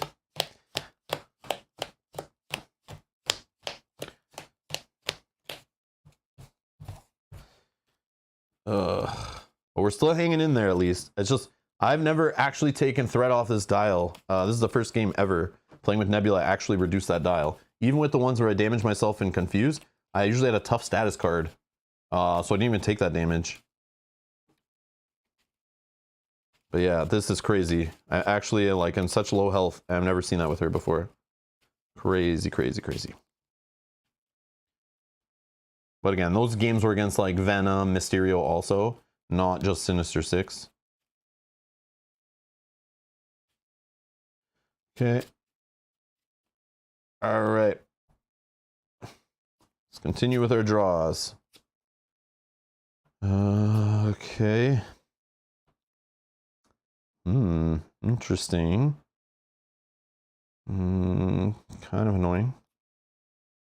Well, hello. Finally, we get a little match here. Okay. Okay. We're not completely janked. All right.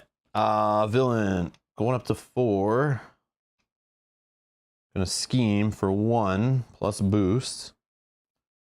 So it's 2, goes up to 6, and then it says deal 1 indirect damage to each player.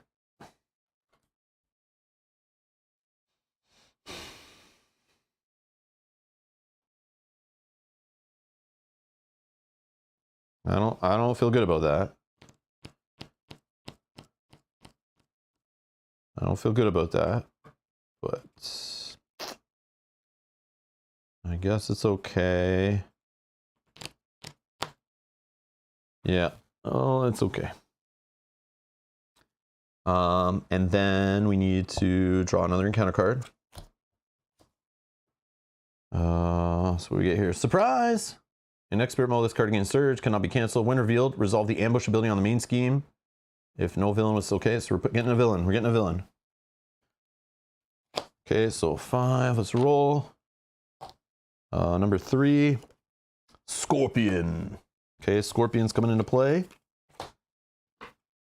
And he's activation order 5. So he goes after this guy. And he has 10 hit points.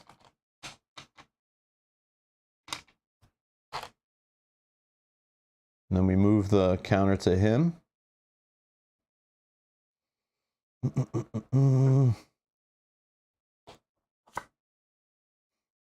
Gamora attacks you. If no attack was made this way, this card gains surge. Oh no! Oh no! When revealed, put the set aside Hobgoblin and Vulture into play. If Hobgoblin is already in play, take 2 indirect damage. If Vulture is already in play, discard one card at random from your hand. Oh boy, fun times are about to happen here. Hobgoblin and Vulture. Oh, it just got out of control. Oh my god, oh my god. All right, what do we got here? Activation order 6. This guy's 7 hit points. Okay, we got this guy's activation order 3. So what we can do is let's do it like this. And we'll slide this one down, this one down. Okay, and this guy, he slides down. Whoops. 9 hit points. Okay. It just got real. It just got real. Oh man. All right. Again, her wide stance technique, I usually am drilling through this thing, drawing 3 cards, and I'm using the lethal intense or whatever to like trigger it to like draw again. And usually I can discard a few of those, so I don't have to worry about this happening so much. But this is kind of nuts. Kind of nuts. Okay, so Scorpion here is attacking for 3 possibly, or scheming for 0 actually, but he could stun me if he damages me. Okay, so let's start the party. Let's do a meditation. I guess Helicarrier first. How can we do this? Helicarrier, exhaust Helicarrier, choose a player. Reduce the resource cost of the next card that player plays by 1. Then we'll do meditation, which is exhaust your alter ego. Play a card from your hand, reducing its cost by 3. So now it's reduced by 4. We'll play Nick Fury. We'll draw 3, even though I probably should use his other abilities, but... Oh, here we go. Wide stance. Yeah. This is what I'm talking about. Look at the top 3 cards in the encounter deck. Discard 1, put the others back in any order. I need to be doing that more. It just hasn't kind of worked out, I don't think. Or I was throwing it away, and I shouldn't have been. Okay. So let's get some more cards going. We're going to use Nebula Ship to play...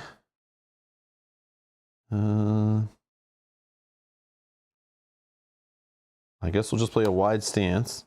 That will draw us 2 cards off this. Of course, after I use that, I draw 4 Justice. Okay.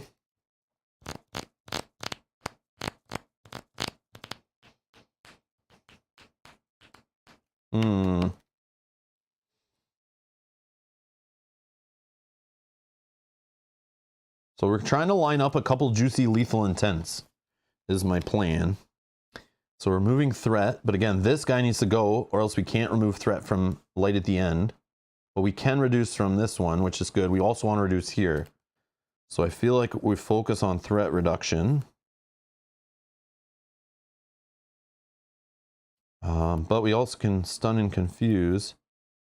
So here, let's play... we'll use Mockingbird to play evasive maneuver.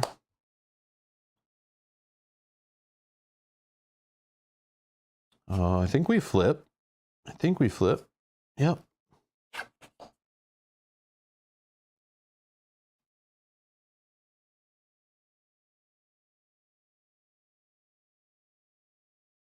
Yeah, I think we'll just do...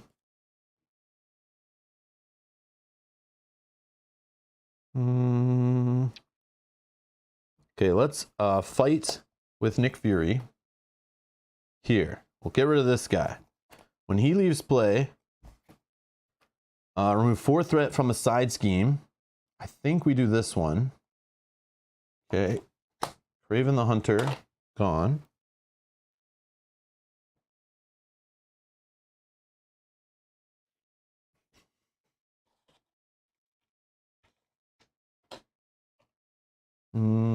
Yeah, let's just do this for now. Okay.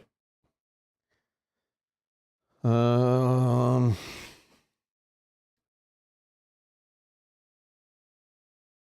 wish I had the deal 4 damage one with these lethal intents, but I don't. So let's...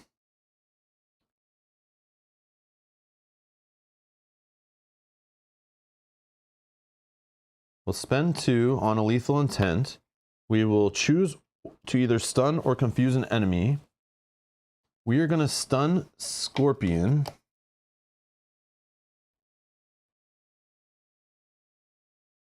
And then we're going to remove 3 threat from a scheme. Going to remove it here. Then we're going to do another lethal intent, choosing the same 2. Let's stun.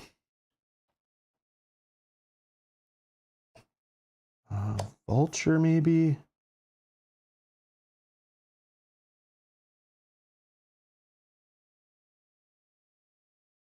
No, let's stun Hobgoblin, maybe.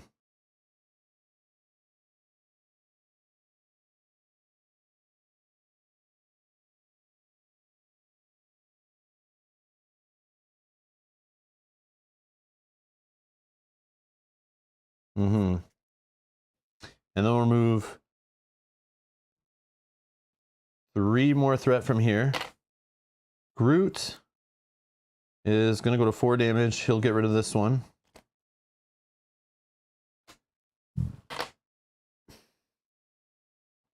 And we'll go with that. We'll go with that.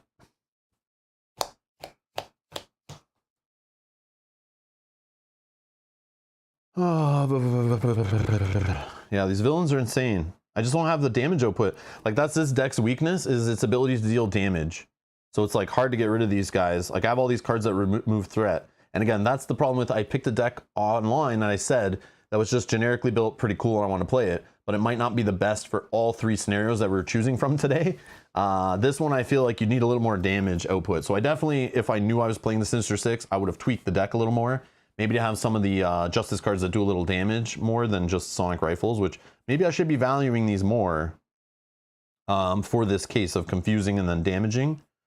But it's kind of like lame damage too.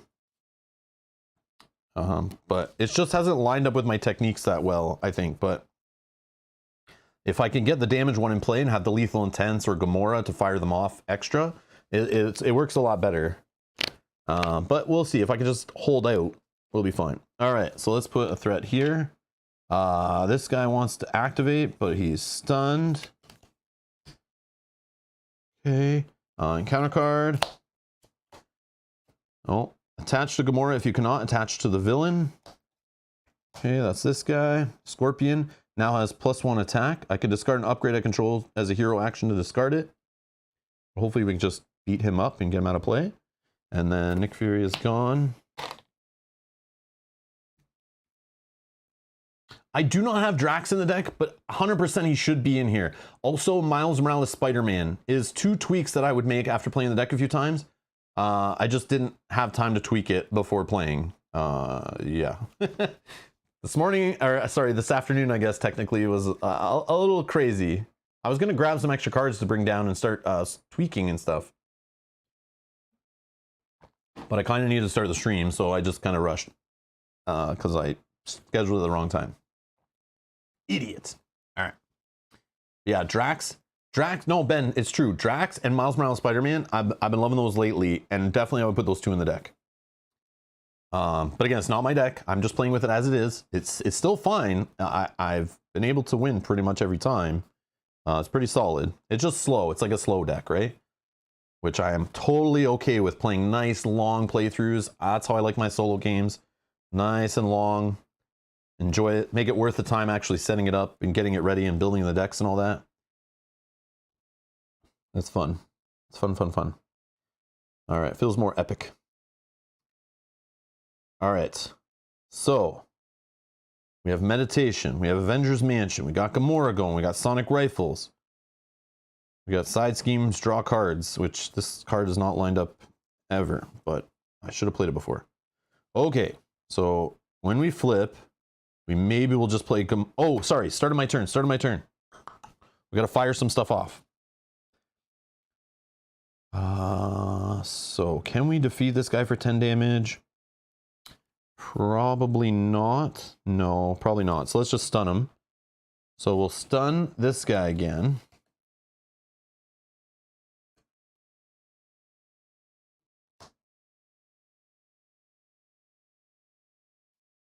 We'll look at the top 3 cards. Whoops. Top 3 cards. Sorry, didn't see that, but okay. So we have brute force. So if he's stunned, we're basically picking our encounter card right now. Oh, but it will scheme. Sorry, we'll flip. So it's gonna scheme. I think we want this one to come up on the scheme, so it does nothing. But then what do we want for an encounter card? Oh, attached to the villain. This is the one that blocks the blocks us from removing threat off light at the end, which is what we're trying to do to escape.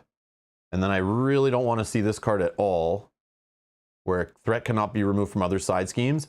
And this one is 9 to get rid of. It just takes a while, so it really slows down. So I think I want to discard this one. This one's not as bad because we do want to get these villains out of play. So this kind of like, it just helps us decide. So it goes on the one with the highest remaining hit points, which right now would be Scorpion. I think we're okay with that. So let's put Assault on top. Assuming I'm not going to confuse. No, I don't think I'm going to confuse. Okay. And then we get to remove 3 threat from a scheme. So let's remove that. And then these all go in our discard pile. Now we have Gamora with no techniques. Okay, awesome.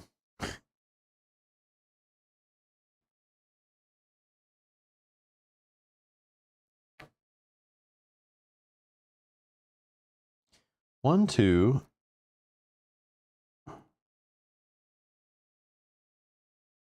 So I could pay for Avengers Mansion by doing this. Maybe draw into a technique. Combat ready. Okay, that's interesting. We are going to flip. So, I mean, it might be something. Let's flip. And this is after you play a technique. Okay, so if it comes into play, yeah, I'm not going to get the draw. That's kind of sucky, right? All right, let's just do combat ready. We'll start discarding off the top of the deck. I should have looked through the discard pile first, though. I don't... Oh, there's one. Give Nebula a tough status card. Okay, whatever. Not the greatest, but... I should have looked through the discard pile first, but that's okay. So we do have a technique. We're then going to do a meditation to play Gamora, and we just can't give ourselves another tough status card. I was hoping it was a damage one, so then I do 4 damage when it comes in, drop Gamora into play, 4 more damage. That would have been spicy, but I didn't even look to see if we've already seen it, but I don't think we have on this second run. I've seen the remove threat one. Yeah, no, the 2 damage ones are still in here. Damn. But Nebula does get +1 thwart, +1 attack, and she's stalwart right now. So she won't get stunned from this idiot if he does attack me and damages me. Okay, so Gamora, she wants to... Let's just fight Vulture for 2. Fruit Buddy, you're just gonna chill, I think. Yeah, Fruit's just gonna chill. Okay. Man, Nebula, you're driving me crazy. This is cool, but a little nuts.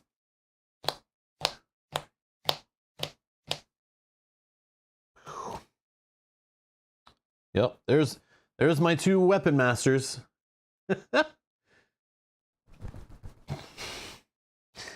Oh, it could have been the remove threat one also was in there. Oh, now we draw another combat ready and they're in our hand. Serenity now. Serenity now. Serenity now. Okay. All right, it's okay. It's okay. So we'll put one here. We're getting a scheme action here for 0. Should be 0. Whoa, it's 0. So no more scheme there. Encounter card, which is the attachment, right? Villain with the highest hit points. Most hit points. Most remaining hit points. So light threat cannot be removed from here. So we're going to put it on this guy. We just need to hammer this guy, I guess. I didn't want to hit him because then it would have gone here, but I want to get rid of this guy, I think.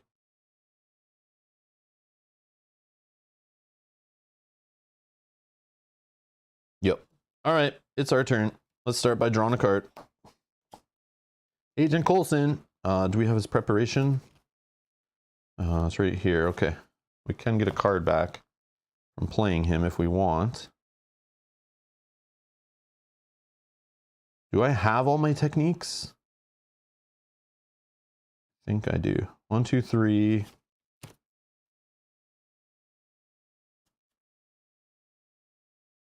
4, 5, 6, 7, 7, 8. Does she only have 8?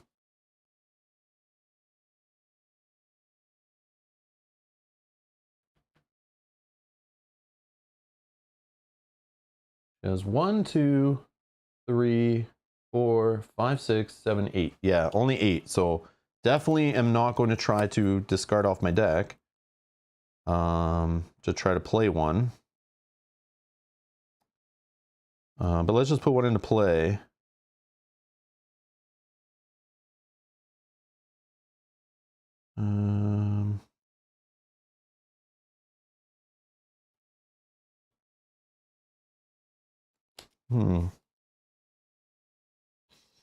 I shouldn't do this, but I want to.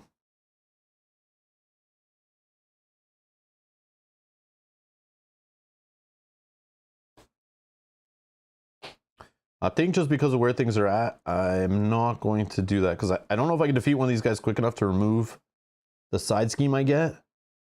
And I have so many enemies. I would grab the one that adds the extra encounter card. And it's only, oh, it's right here. Never mind. Never mind. I don't even know if there is any side schemes left in there, actually.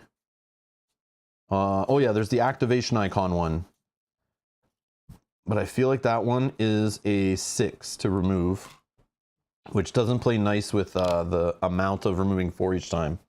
But I do have ways of thwarting myself, obviously. Is that worth it? Drawing the 3 cards, getting an encounter card? I should be able to know what they are, but it's okay. Oh, I don't think so. All right.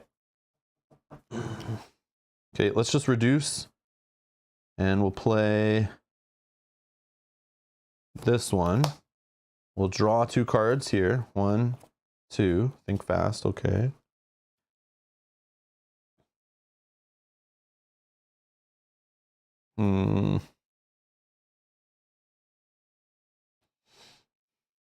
I probably should have played this as shuffle back in, but I'm okay with not doing that. I was thinking about it, but I have the 2 damaged ones in my hand and the remove threat.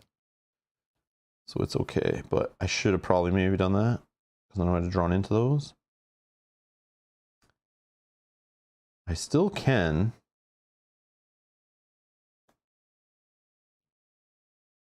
But is it worth it? Oh, use combat ready? I know I'm... I still have one left. Like, I think I'll just shuffle back in, right? Yeah, let's do it. Stun or confuse, and we'll do the remove 3 threat. Yeah, true. I can still set up next turn, right? Yeah, let's just shuffle those in. I don't know. This is awkward to shuffle this, but sure. Like that. I don't know. Okay. I still can draw this turn. Like I could use... Oh no, I did throw it away already. Yeah, I did throw it away. Never mind. It's fine. It's fine.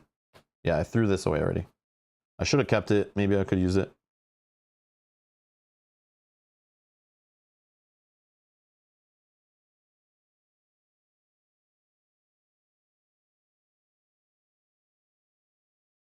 Mm. 2, 3. I'll play Agent Coulson. Okay, when he comes into play, we'll grab our preparation. Add it to our hand.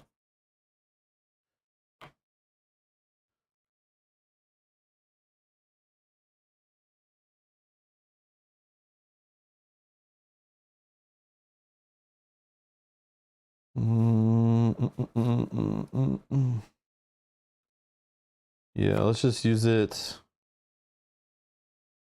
I guess, as a resource. I kind of want to use it in play, but I'll do this. I'll do this. And I'll hold this, I think.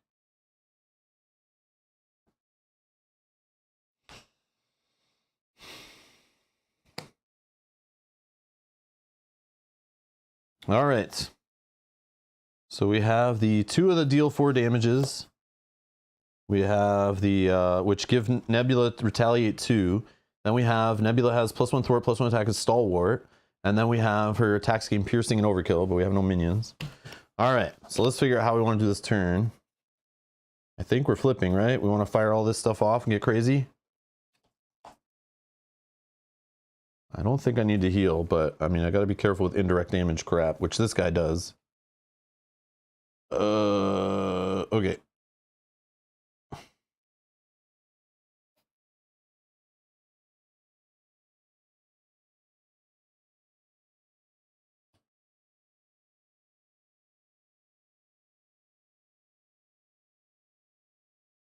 I want to try to get rid of this guy, I think.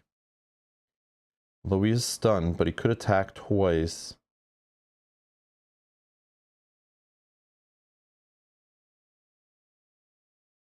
No, maybe just work here. So I can do 3 attack. Hey, D. Miller.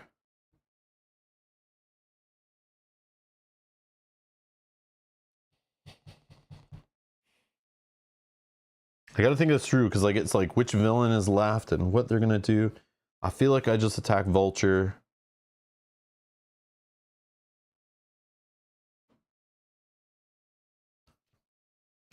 Yeah, let's just attack Vulture and get him out of play. So I'm gonna hit for 3 here. Drops down to 2.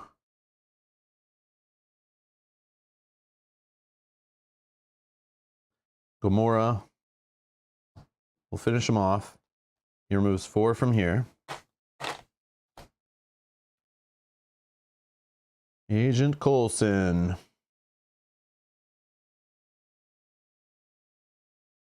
Agent Coulson's just gonna thwart from here, actually.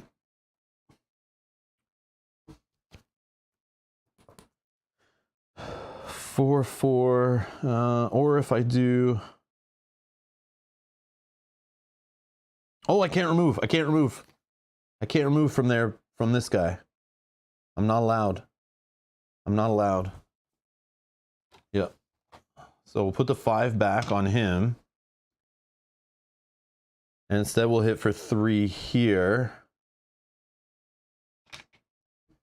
2 more here. We'll put the 4 back on here, right? Yeah, I forgot about his stupid attachment. I cannot remove threat from here yet. I have to get rid of this guy. I'm actually going to put 2 back here. I'll just hit for 1 here with Agent Coulson. Yeah, so that he's down to 4, so when this pops off, I can get him. Yeah, I think that's what I'll do. All right, I'll hold this card. I'm done. Let's ready up.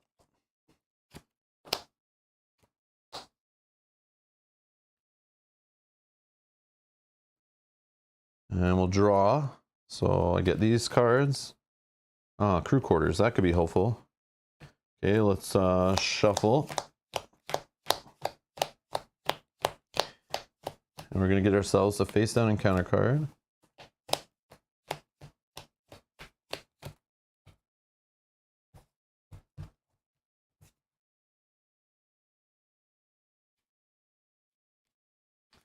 Yeah, it's key to get them down to like 4 health, so then you can knock them out with these guys, or 8 health.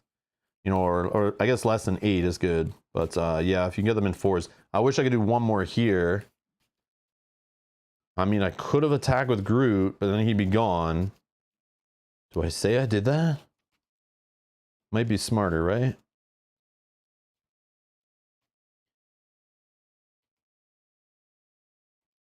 Yeah, maybe we do that, right? Yeah, let's say Groot attacked and hit Vulture for 2. I think, but I'm also forgetting about Retaliate. I could have used the Retaliate better, but then they might not attack. So yeah, let's just put Groot. We'll say Groot hit for 2 here. So this guy went down to 3. Yeah, I think that's okay.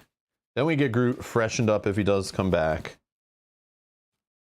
Yeah, so then maybe I can take out 2 of these guys at the start of my next turn.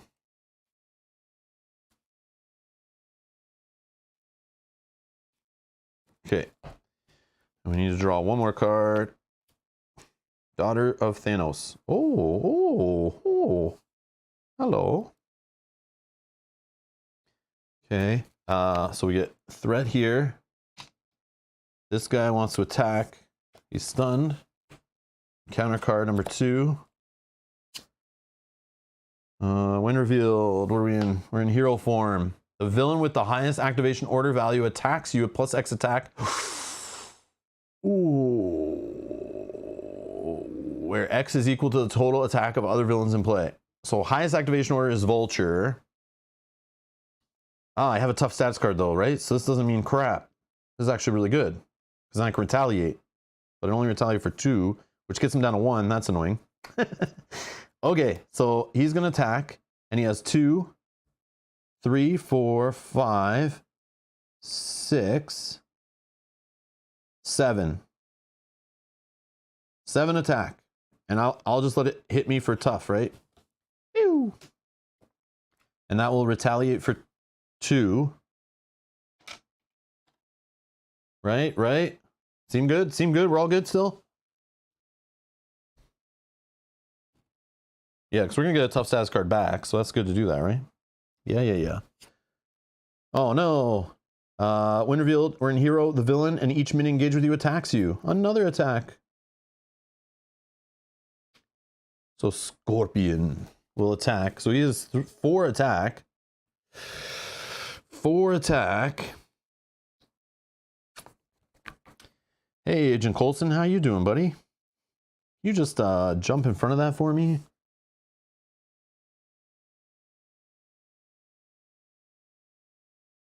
Yeah. With a boost. 4, 5, 6, 7. I think he's dead. I'm pretty sure. Ew. Okay. And force response doesn't fire because he didn't attack and damage me. So we don't have to worry even about firing that response. Okay, it's our turn. We survived. We survived. All right, start of our turn. Let's deal 4 damage to Scorpion. Okay, 4 damage. This guy, we'll just put the activation there. He's out of play. He'll remove 4 from here. It's our only side scheme. We'll do our other 4 damage. Let's do that here.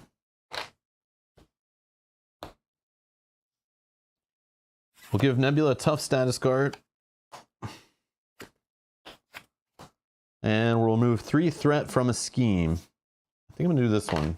I like not advancing that one, even though we probably should just do it here to speed it up, but I think we're okay. I'm like slow playing it for sure. Unless that 3 should be here. But no, I think even when this guy removes 4, it's still fine. We'll thwart it. We're good. All right, start of our turn. Draw a card. Meditation. Okay. Let's get a helicarrier to play our team up card. We do have Nebula and Gamora, so we can draw 3 cards. As a hero action.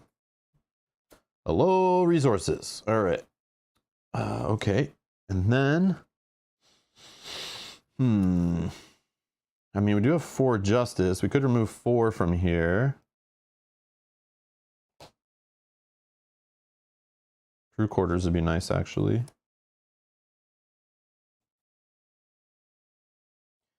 Yeah, let's just play Genius for a 4 justice. We'll remove 4 threat. It's probably not the right way to do it. No, because we can advance this right now, right? If we do this properly, and then we can remove threat from the next side. Unless I forgot something that stops us from doing that. Because we can just do, hold on, let's see what techniques. We have ignore crisis icon, patrol and guard. And we have piercing and overkill. All that doesn't do anything for us. All right, so what I think we do, I don't care about meditation. I think we're fine. We have our cards in play. We're good. Could help with ally play, but I think we just saw most of our allies. I know I'll draw on a Nick Fury and be upset, but I think we just fight here. Hit this guy. He knocks 4 off of here. Down to 2. Vulture's gone. Gamora will thwart. Then she's gone, right? I think we're going to bring another villain in play, though. Oh, we still have tough, though. I think we're okay. Oh, we're going to flip, too.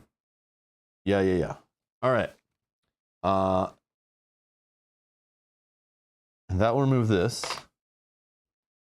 When the last threat is removed from this scheme, resolve the ambush ability on the main scheme, which is we'll choose a villain at random. Okay. Nope. Nope. Number 2. Vulture's back. Oh no. 7 hit points. And he has the active counter. Okay. Flip this card. Okay, now we're on the chase side. Permanent hinder. So let's get 15 on it, right? 10 for us, 5 for here. The players cannot win unless they escape. Force interrupt. When the last threat is removed from this scheme, the players escape and win the game. And it's also giving us an extra encounter card. So that is annoying.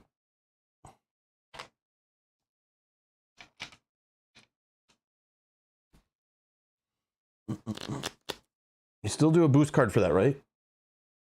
What did I mess up?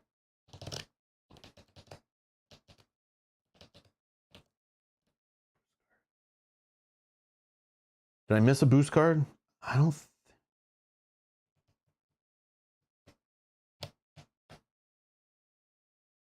think so.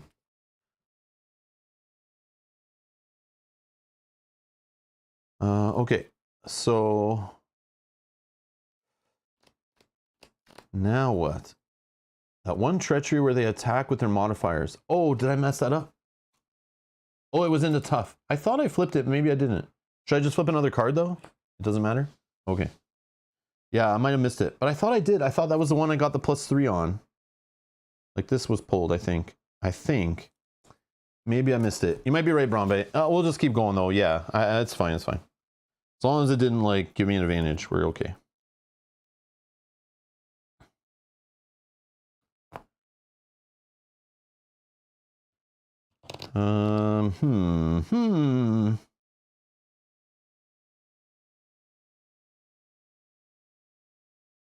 Like we could draw into something cool.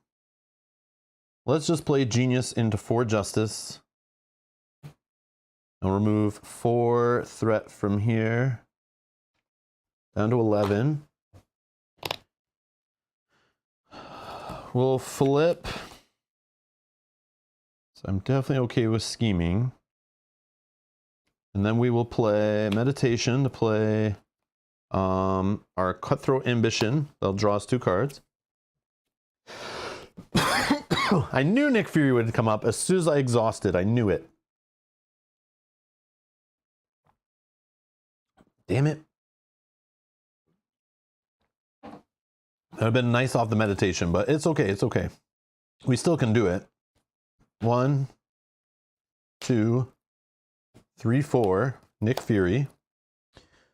I would like to find a Lethal Intent, but we don't have the damage. Or the one that pulls, the 0 cost one that pulls the cards in. That would be cool too. So let's draw, I think.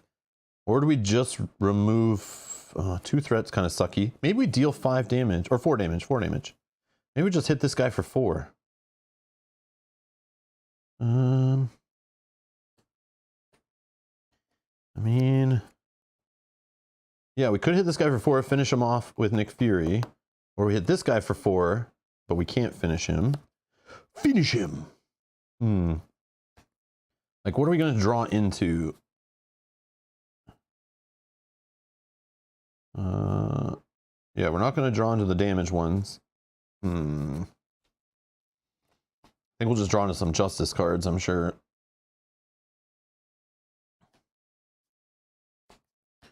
Yeah, let's deal 4 damage.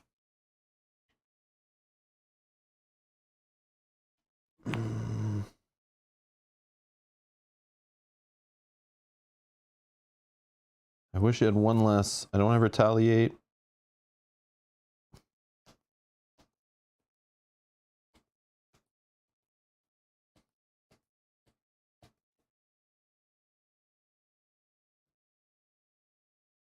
Let's do it here. We'll take away 4. He's at 7, so we're going down to 3, right?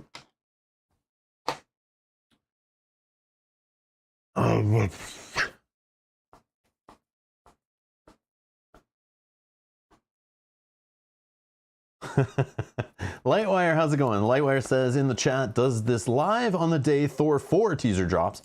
They're already on the 4th Thor movie. I think I've seen all 3 of them. Pretty sure I did. Coincidence? I think not. Oh my god. Wow. I like the first Thor one. That one was cool. That one for sure was cool. I don't remember the second. The third one I think was where like Hulk was in it, right? Or was that the second? No, I don't remember. Too many Marvel movies. Too many. Yeah, I said it. I said it. Too many. They all start to blend together. Okay. Yep. All right. I think I do some crew quarters for heal, maybe.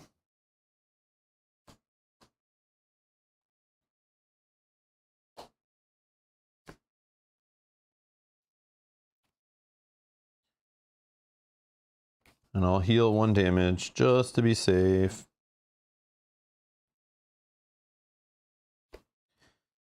And Nick Fury is going to hit for 2 here to drop this down to 3. So they're in that like good spot where they could be knocked out of play. And I think this one I might hold, actually. I'm going to hold this one. Ready up. All right. I'll draw 5 more cards. 1, 2, 3, 4, 5. Oh, there's the lethal intense. Okay, okay. Got some energy with it. Okay. I just don't have the damage ones. That's annoying. It's like not lining up. It's so crazy. When you have a play where like you get those damage ones in play and you see the lethal intense, like it makes the game so much faster, obviously. But when it's not lining up like it's been doing to me, could be my fault for not shuffling them back in the deck and all that kind of stuff.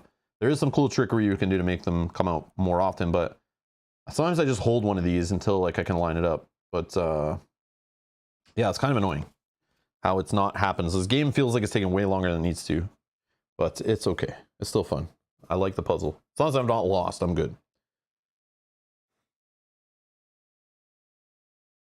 The second one included a trip to Middle Earth to fight elves. Man, I don't remember that.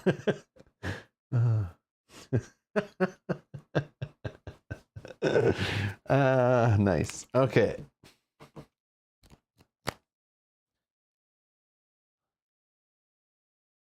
All right, we get threat here. This guy's going to attack. Oh no, it's going to thwart for 1. Yeah, we're okay, right? Nothing we can do about it. So 3 total. This goes up to 4. We're going to have 2 encounter cards drawn because of this stupid thing. The villain schemes. Uh-oh. Uh-oh. For 2 total. This goes to 6 out of 8. Uh-oh. In expert mode, this card gains insight. We don't care about all that part and cannot be canceled. When revealed, put the set aside Electro and Craven into play. I'm getting killed here. This is crazy. So they're both not in place, so we're going to go grab both of them. This is insane. All right, this is insane. Okay, so we have 6. We'll put 4 here. We'll give him 9. I'll throw this guy as 3, so I'll throw Electro here. Give Electro 8.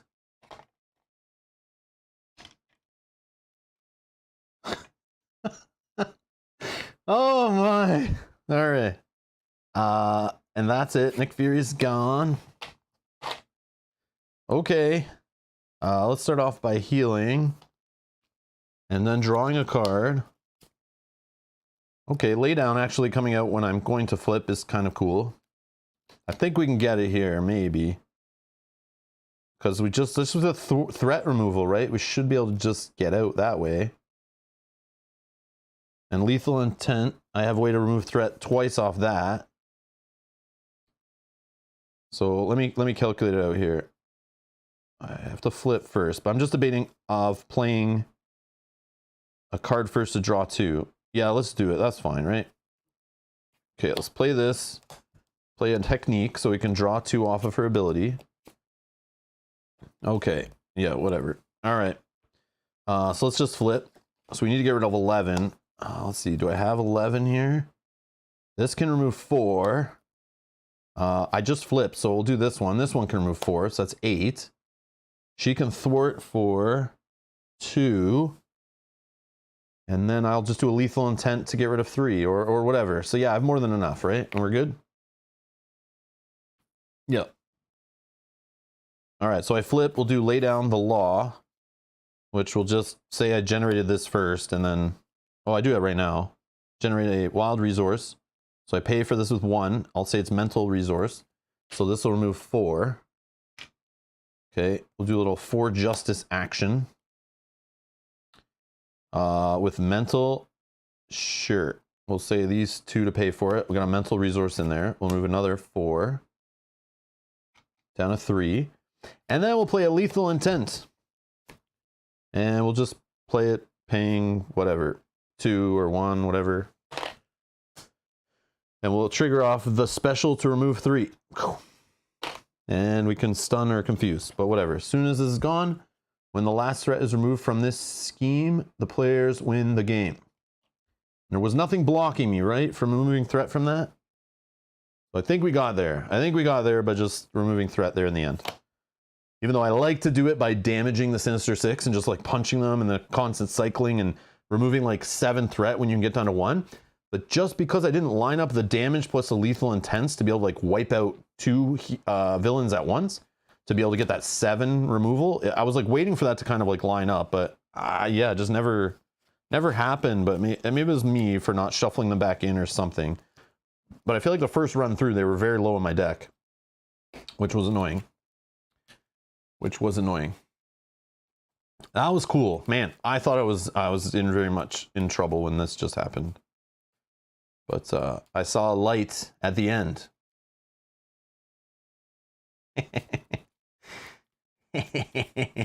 Okay, so let's play another one. I'm down. Maybe this deck will actually kind of work better, like it did the 4-ish times I played it off camera. And we'll get a nice setup, and we'll fire off a nice lethal intent where we're paying like, you know, 5 resources to fire off 5 techniques. That would be fun. But it doesn't always work out that way. But sometimes you just, you know, oh man, so fun, so fun. I love like bringing one into play that does damage, and then you flip to hero, you play lethal intent, do the damage again. Oh, so good. And then the start of the next turn, do the damage again. Oh, feels so good. But yeah, it doesn't always work out. Okay, so now we need to know, what am I playing for the next villain? I could play these guys again. I still don't think I play on expert this deck. I don't know if it's there, or if I'm there. But let's do a poll in the chat.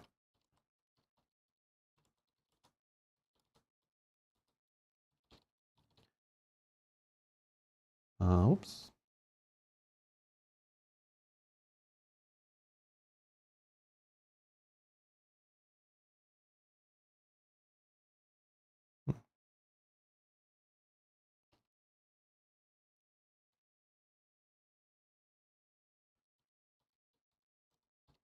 So it could be the Sinister Six again, or we can do Venom, or we can do Mysterio. All right, I put a poll in the live chat so you guys can decide, and I'll just clean up while you guys are voting. Maybe shuffle my deck a little better. All right.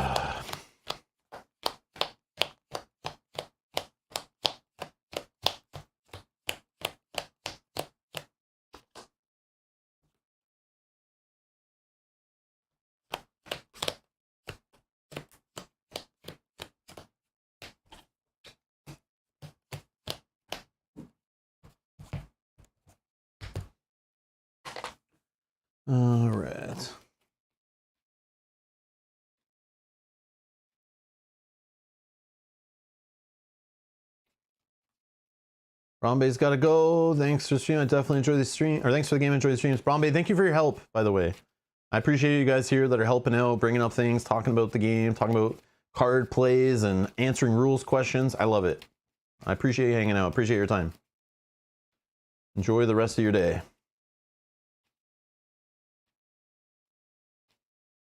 I gotta remember to watch the Thor trailer after I'm done playing. Definitely. Thor Dark World had him fighting dark elves. Like, see, I don't remember. Maybe I didn't see the second one. I thought I did. Like, I see like almost every Marvel movie.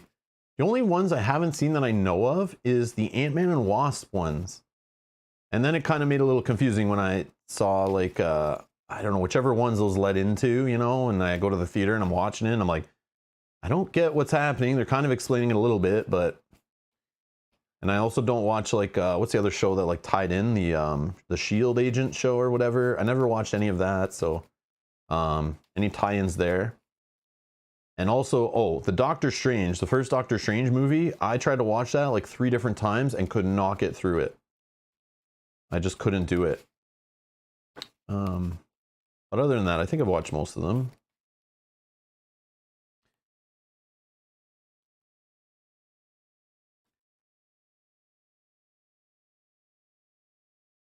Yeah, doesn't mean I won't still go back and try to watch those.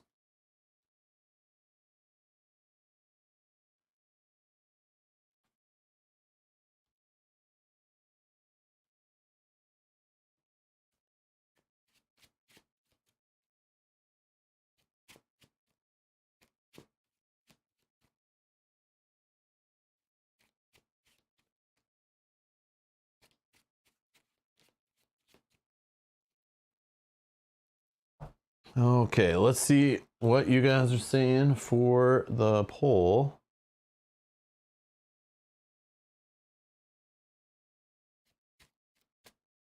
All right, if you are watching live, your vote counts for sure. I can see the results as they currently are. Sometimes it's not fully accurate. But if you go in the live chat, you can, if you're watching right now live, open up the chat or on your phone or computer or whatever, and you can vote for the next villain we're going to play. So it's either Venom, same ones we talked about at the start of the stream. So Venom from the Sinister Six campaign expansion, or Mysterio, which we've played through these guys, or we can replay the Sinister Six and just see how it goes. But yeah, you can vote and decide which one we play for our second playthrough today on stream with the same deck, same aspect, everything. Playing Justice Nebula.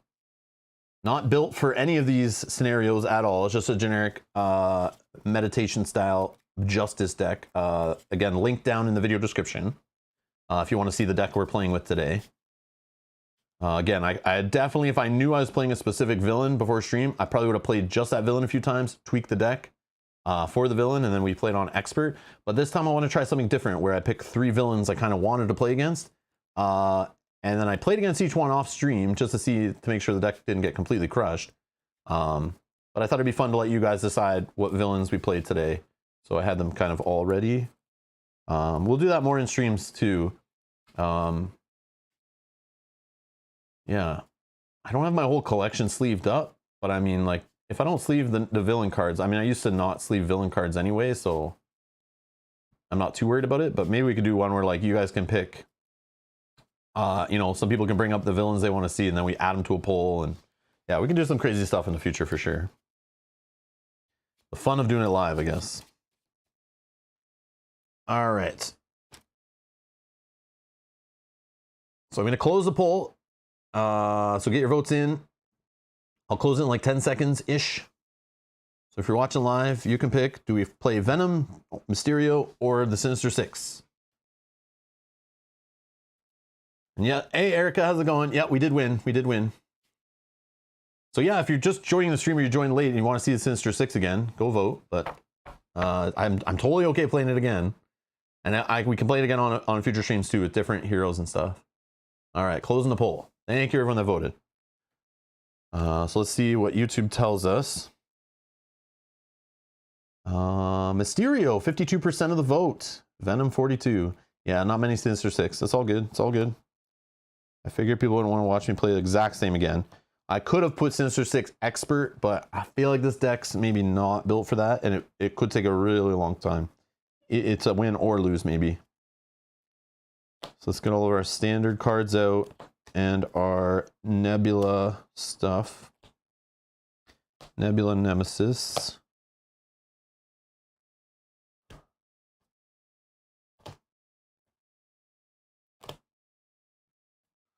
All right, so we should have 7 of these. 1, 2, 3, 4, 5, 6, 7. Okay, and then how many are in here? 5. We're missing somebody. Where are you, Gamora? You're not staying in there. Okay, so our Nemesis set aside. We can get rid of these guys.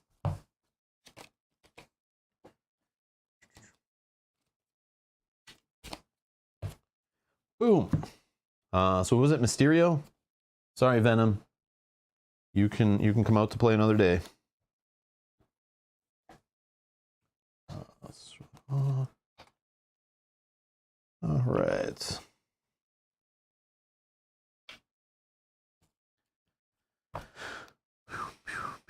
Does he have a setup? Oh yeah, shifting apparition. Let's find one of those.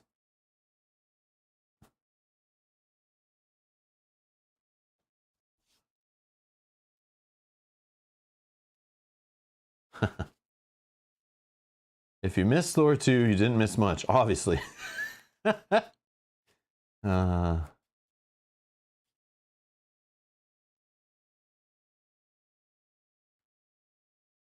remember Thor 3, that was the one like where like Guardians had been mixed in already, right? And he was like dealing with them, and that was the one where was he like overweight in that one?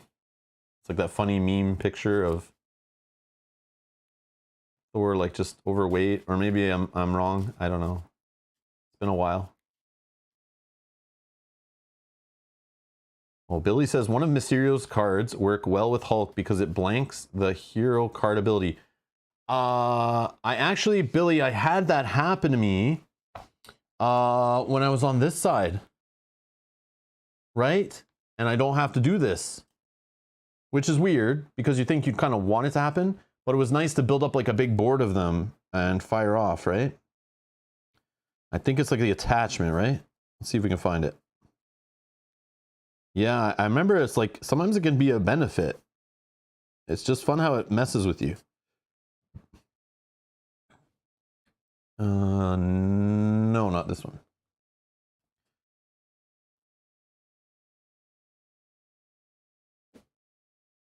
You cannot resolve triggered abilities in your hero's printed text box. Triggered abilities are the ones with bold timing triggers. Oh, but it says you. So if it's forced, it's triggered by the game, right? So this wouldn't stop me because it's forced. I think the game triggers that, not me, right? Because it says you. But again, this could be one of those weird things I'm not understanding it right. Like this whole you. And how is Hulk worded? How is Hulk worded? Let's see.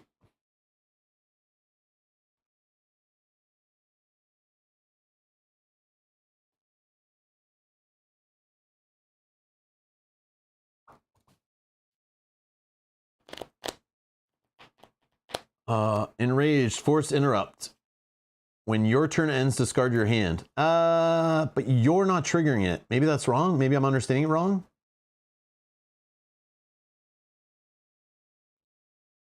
Because Mysterio's card says you cannot resolve it. Is this you still resolving a forced, or is it the game resolving it? I could be just making that up in my head, though. I could be totally wrong. I'm just asking. I'm asking a question. I don't know. Because it doesn't say your text box is blanked.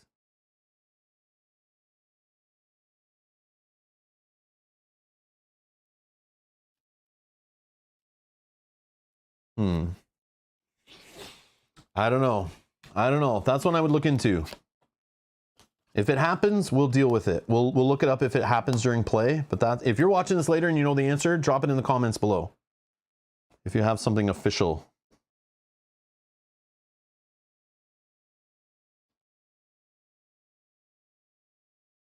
Yeah, if it blanked your text box, I would say for sure it would help Hulk. But I'm not sure. The way they worded it, the way they worded this, they could have just blanked your text box, but instead it just says you cannot resolve. So I feel like because they've used blank text box attachments since I got into tabletop gaming many years ago. FFG's been using that wording. The way they worded this one, though, kind of makes me think they're trying to be a little tricky and get around that stuff.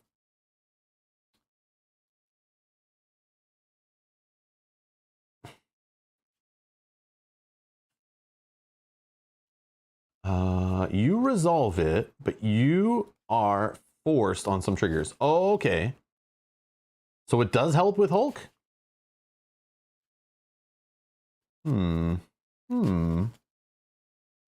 now I should play Hulk solo and then purposely play against Mysterio and hope that card comes out? I think we're on to something here. Or just put that card into play right at the start of my game. I'll just write setup on it and make it a player card. And play Hulk with that in his arsenal.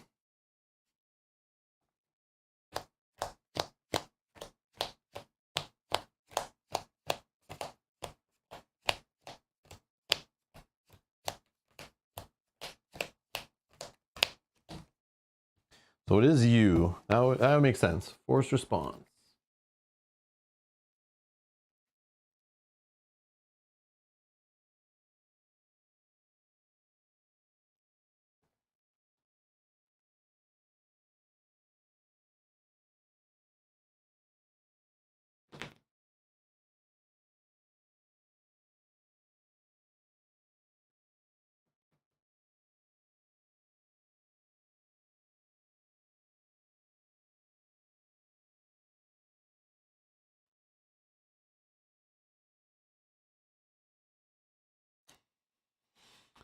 A responsibility is a type of triggered ability indicated by the bold response timing trigger. Responsibilities may be executed after the specified triggering condition occurs as described in the response's ability text.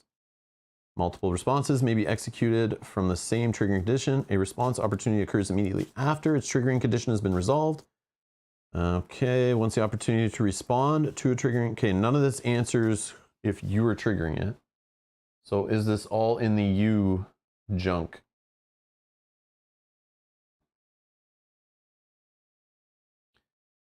Where am I going?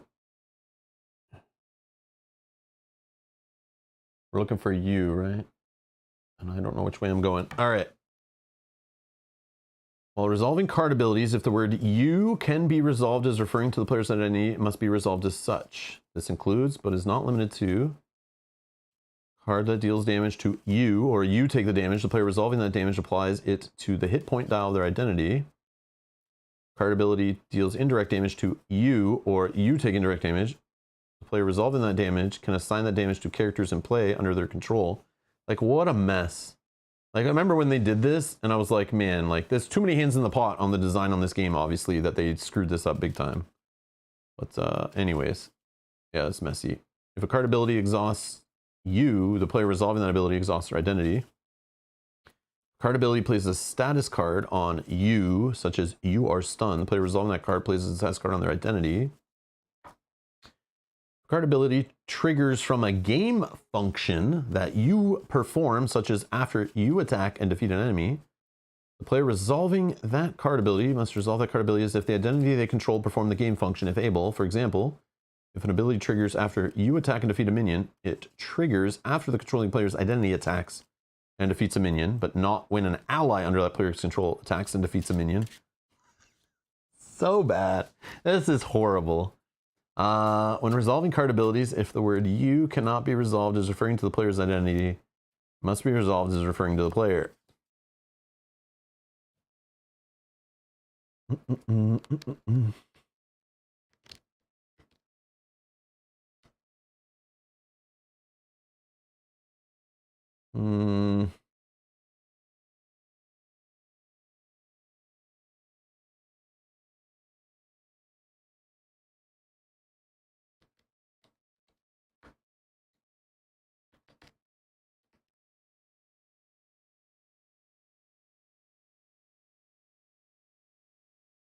Yeah, I don't see attachments in this list of extensions.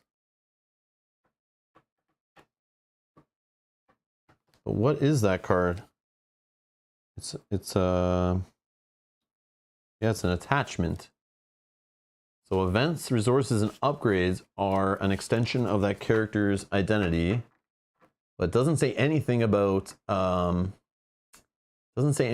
attachments. Okay, so let's go to forced. Let's just guess. Page 8. Oh, that's way too early. We're looking for forced.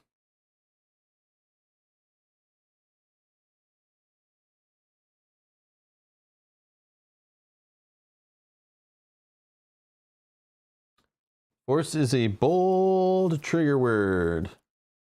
I do get triggered when I hear it. If the word force precedes a triggered ability, the ability's initiation is mandatory. For any given triggering condition, force interrupts take priority and initiate before non-force interrupts. Same with responses.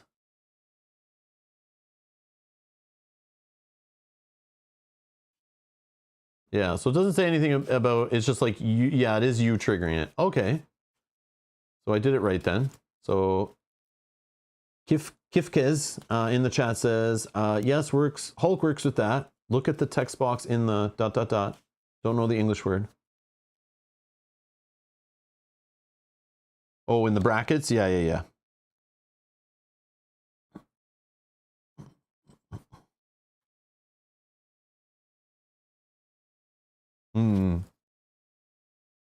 Cool. So even if it's forced, the card will not let it trigger. That's cool. Nothing in the rules reference that I read there tells me that's not how it works, but I mean, who knows, right? I don't know if that was the intention, but it's still fun. So it still works on Nebula. So she won't fire off all of her abilities and then discard them. So we could try to build up a bigger board if that happens, which is what I did the one time I played. Okay. So we have our standard set in here. We have Personal Nightmare, Mysterio, and Whispers of Paranoia. Pretty sure. Did I do that right? See, yep, Whisper of Paranoia, Personal Nightmare. They're in there. Making sure. Okay. Put a Shifting Apparition into play. So we got this guy, he's got Guard. When defeated, if this minion was defeated with excess damage, the defeating player shuffles a top card in the counter deck into their deck.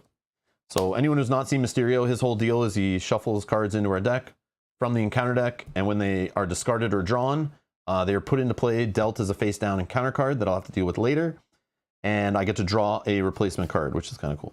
Even on the discard, I gotta remember that, because I keep forgetting on that one too. All right, Shifting Apparition we put into play. And we're in a Maze of Mirrors.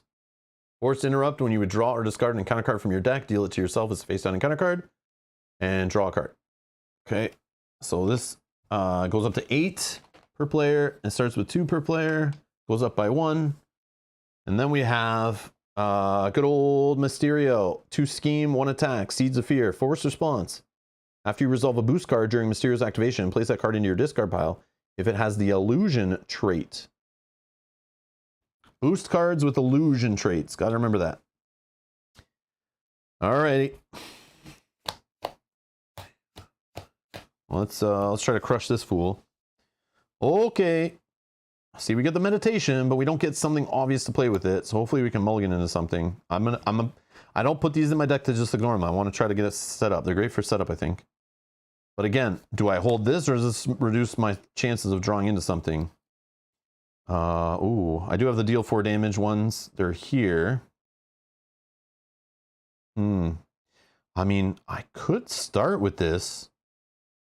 I could, okay, so I have the ones in hand, 2 of them that do the damage. So deal 4 damage. Those are like nice to get into play ASAP. Because that's where I'm like hurting. I don't want to throw one away. Then I have remove 3 threat, which is also an awesome one. I have this, which I could get another one into play for free. I have this 2 resources and meditation. Like, I put one of these into play off of, like, I don't know. It's a problem. It's a little awkward. Because I can play one and just draw 2 right away, and maybe I draw into something I play with meditation.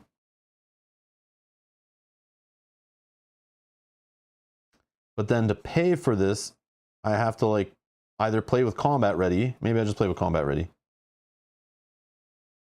Or I hold combat ready, purposely just discard to hopefully draw something for meditation, and then use combat ready to shuffle them into the deck. Pitch energy to increase my odds?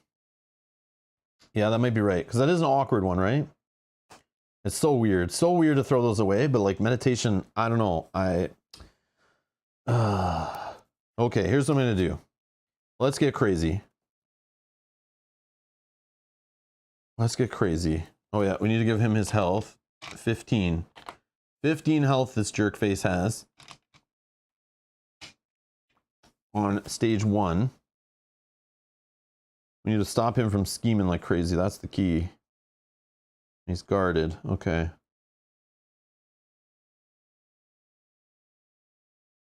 I think we get crazy. Let's throw away Weapons Master and Cutthroat Ambition.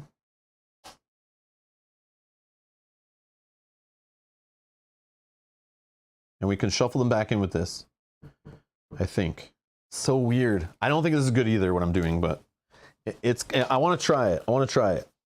All right. So let's draw back up.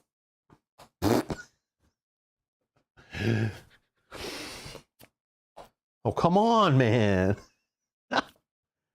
Holy crap. Oh. All right. Okay, so let's throw meditation away. We're going to play Weapons Master. No, let's do Combat Ready first. Let's do Combat Ready. Let's do Combat Ready. We'll take these two and we'll shuffle them in.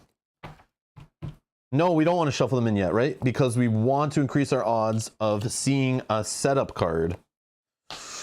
Serenity now. So we'll hold those in there for a sec. Hold those in there for a sec.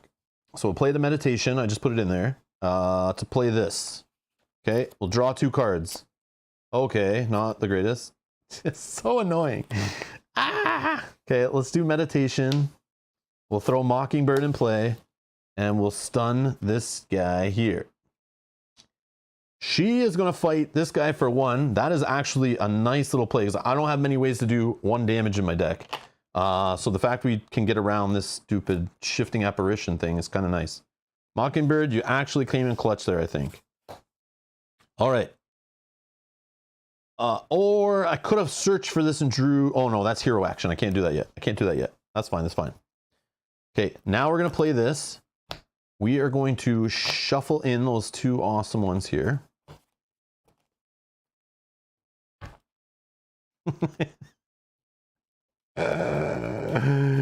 Oh, serenity now. Serenity now. All right, we'll make it work though. We'll make it work. Teamwork makes the dream work.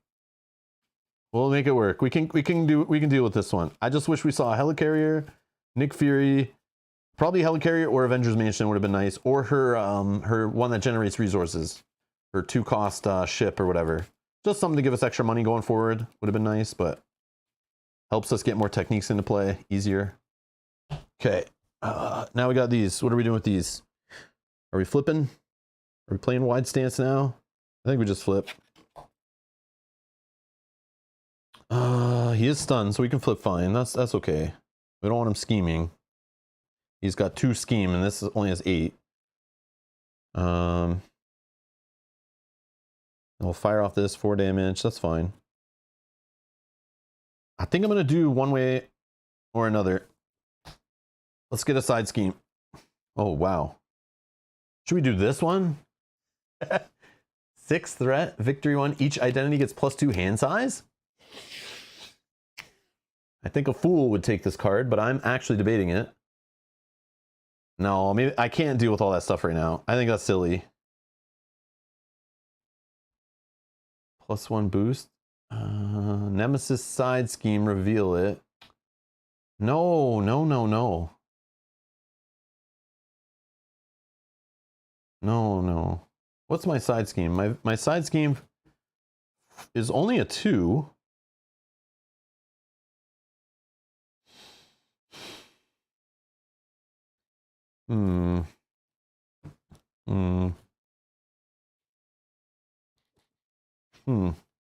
What else we got? What else we got for side scheme choice? Weakness from within. When revealed, place 1 additional threat here for each card in your hand. Oh, I only have 2. I only have 2, so this one will only go to 3 threat. I think this is the one I choose, maybe. Yeah, those are my only 3 options. I think I choose this one. Yeah, because I only have 2 cards in hand. This is kind of good that it's happening right now. Okay, so I'm going to put that one into play. These ones I'll put back in the deck. So 3. Yeah, we'll do that.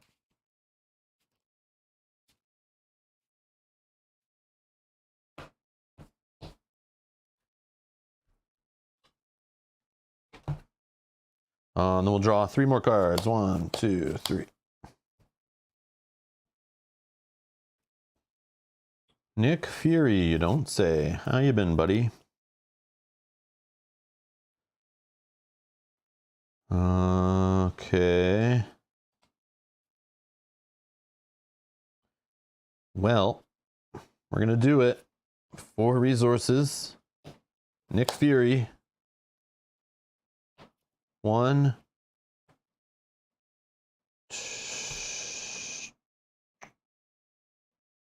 2, 3.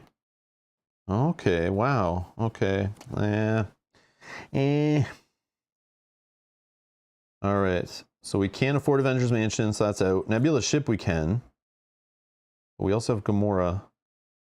We are going to be firing off our techniques, so we could stun or confuse the villain if we get this into play. I think we want to do that. I think we're trying to set up still. Oh, we could deal 4 damage if we play Gamora. And they can thwart this away. Yeah, I'm actually going to play Gamora here. Yeah, I'm going to play Gamora. Kind of weird. I should probably just play the ship and hold Gamora. But then I won't have a technique for sure. So yeah, I'm going to play Gamora actually here. It's a little weird. I should probably play the resource, but Gamora will come into play. She'll fire this 4 damage. Okay. And then what we're going to do is just these 2 will thwart. And then it gets rid of this, right? So I don't have to deal with the extra encounter card. So I'm like trying to just, I think I'll add more stability. I don't know. That's my theory. Ready them all up. Look at that little ally row we got out of nowhere. Interesting.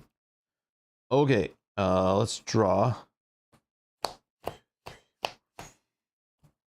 Okay, we drew into Weapons Master, Lethal Intent, Daughter of Thanos. Yeah, it's all working. Groot to replace Nick Fury. Can we afford all this? Hopefully. We'll stay tuned to find out. All right, so we get 1 here. This guy is stunned. Encounter card. Attached to Mysterio, we found a Masterful Mirage. Gives him extra scheme. Forced Interrupt. When you would deal any amount of damage to Mysterio, discard the top 4 cards of your deck to discard this card.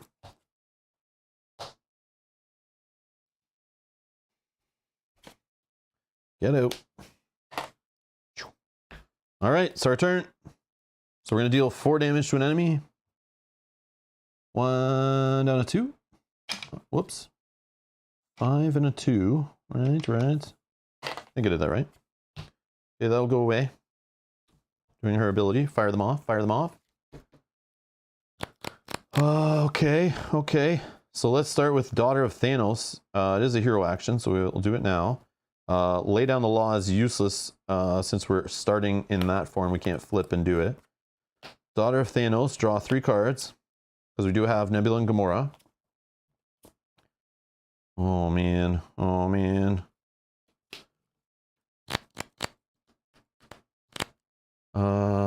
He wouldn't take damage because the attachment. Oh, sorry. Did I just do that? You're right. Yep. I already forgot about this. I just put it on. Thank you. So we need to put 4 back on him, right? Yeah. Yeah, it's instead. Discard the top 4 cards instead. Thank you. Which means, oh no, did I just draw? Crap. How do I fix this? So I had this and this in hand. I had Groot. I think I had these cards. No. What cards did I have in hand? Because I have to like put the cards back to discard 4 cards off my deck. I feel like it's these ones I didn't have for sure. I used Lay Down the Law to pay for that. I think I saw Groot in hand. I feel like I had these. Maybe I didn't have this. Let me see. Maybe I can find it out by rewinding the stream a little bit.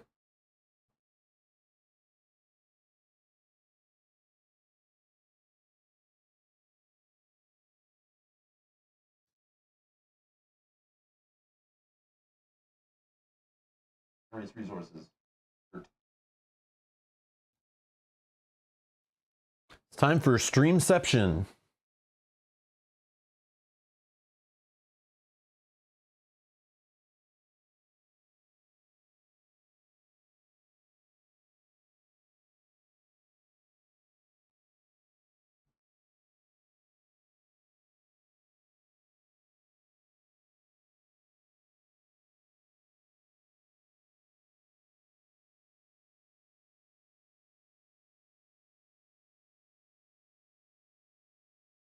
Oh, Weapons Master was in play.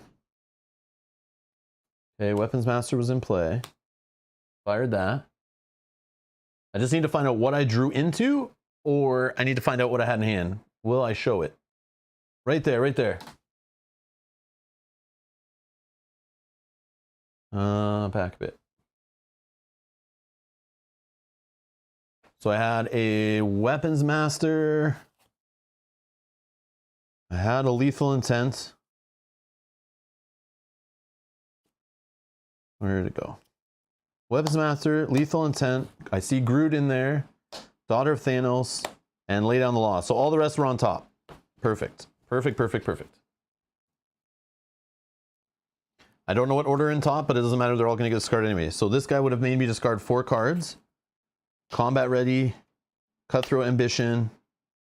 Lethal Intent. And a Sonic Rifle. Hey Brian, welcome to the multiverse, the stream multiverse, where there's multi-Robs playing Marvel Champions all at the same time in different timelines. Or we're in the Maze of Mirrors. Actually, that makes more sense. Yeah, Billy, you got it. It's a Mysterio illusion that you were seeing that. It was really just still the same me, but it was like off of an illusional, Maze of Mirrors. That's what it was. Yeah, that's the story I'll go with. All right. So we did the damage at the start of our turn. We got rid of that card. It made us discard cards, get rid of the attachment. All right, perfect. Now we'll play the Daughter of Thanos. We'll draw our 3 cards. Skilled Investigator, For Justice, and Cutthroat Ambition. Okay, so...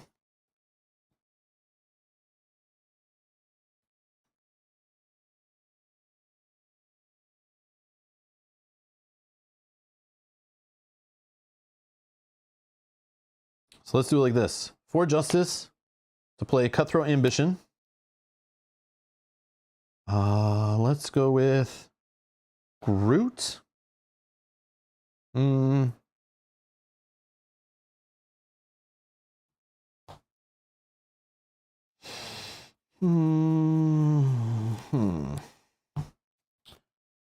don't think we're getting Groot in play right now.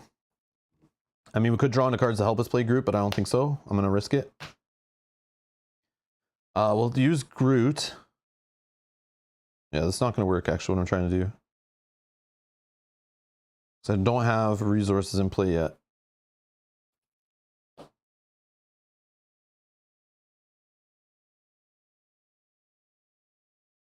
What do we want to do?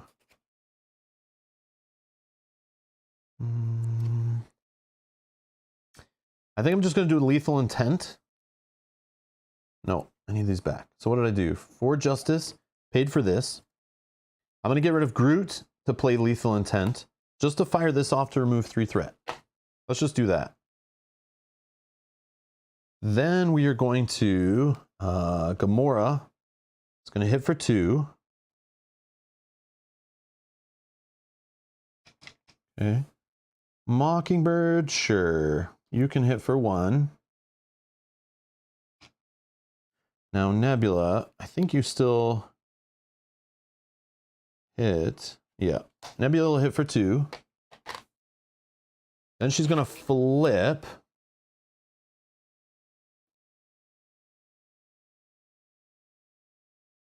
And I'll just pay for this, which will draw me 2 cards. Damn it. Okay, whatever. And then we're just kind of stuck there. And I think we'll toss. No, we'll. I mean, Agent Coulson wouldn't be the worst, but not really what I'm looking for. We're trying to get flashy, so we'll keep a genius. We'll draw 1, 2, 3, 4, 5. Okay, we might get Helicarrier going. Okay. Meh. All right. Yes. Ignore the huge purple rift, Brian, that just appeared over your house. Yeah, nothing to worry about. Nothing to worry about. All right.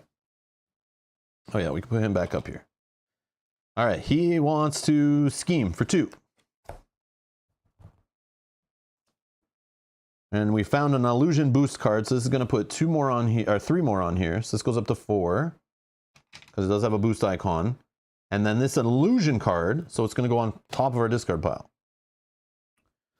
Fun, fun, fun, fun. Encounter card is a Surge, a Fearmonger. When revealed, discard your hand, draw up to your hand size. I love it. Such a troll card. I love it. So forget all of our plans next turn, which I wasn't really happy with our hand anyway. But it does speed through our deck, and eventually we'll... Oh yeah, we have 6 cards. What a jerk. So we're going to get an extra encounter card right now. I see what you're doing, Mysterio. I see what you're doing. Really messing us up. Oh yeah, I shouldn't look at my deck because there's another card in there, right? Try to look away. Okay. It's like you can see it. Like, what am I going to do? It's coming soon. All right. Thank you, Mysterio, for that. Oh, we got another Shifting Apparition, which has guard.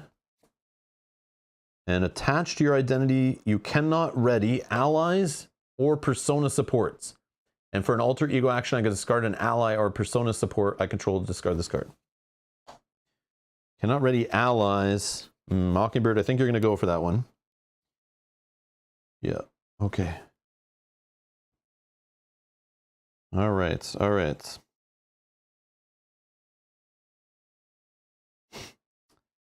We got the meditation. We can play Sonic Rifle. So Mockingbird, oh, she's just going to go on her own if I use her to fight this guy, which is fine. Which is fine. Yep, let's do it. Boom, boom. See ya. That's fine. Okay. Oh, Gamora will go also. I see what they did here. Yeah, I'm just going to get rid of Gamora, actually, to get rid of this. I wish that happened before my deck drew through, but I might stay in Alter Ego. So let's play a Sonic Rifle. That comes into play with 2 on it. 2 uses. And that was with meditation. Oh, but I do have lethal intent. Although I could hold it if I want to be tricky next turn.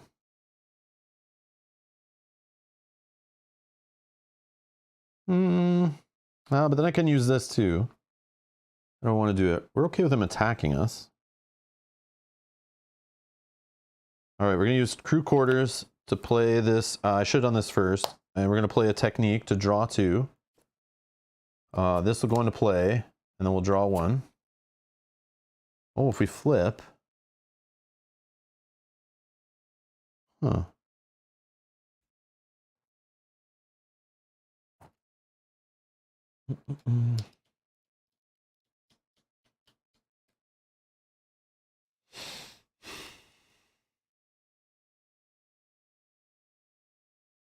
Yeah, we're flipping. We're flipping. And then after we flip, let's just play lay down the law. We don't have a way to generate, but we'll move 3. We'll move 3. That's fine. And then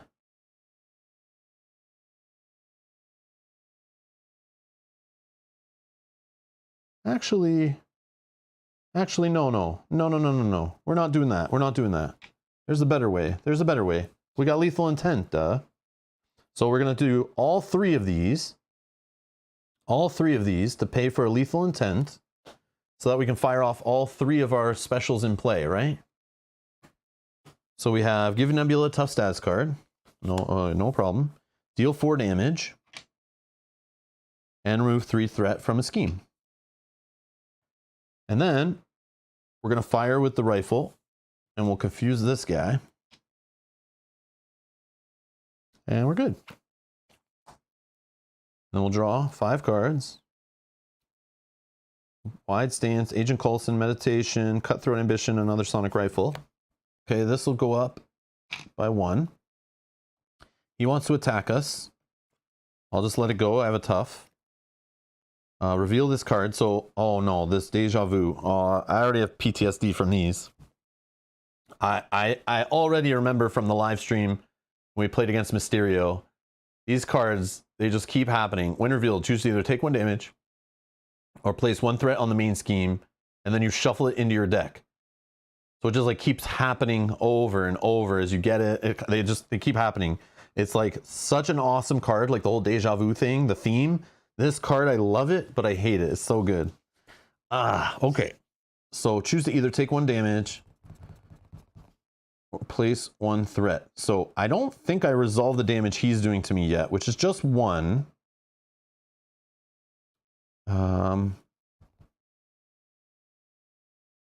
I'll put 1 threat. I'll put 1 threat.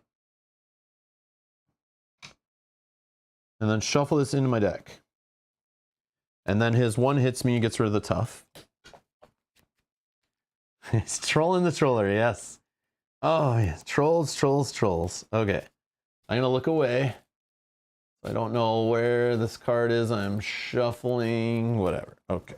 All right. Well, yeah. I mean, I can see it now, but like, you know what I mean. All right. Then, so that was him attacking. That was the boost card. We need an encounter card.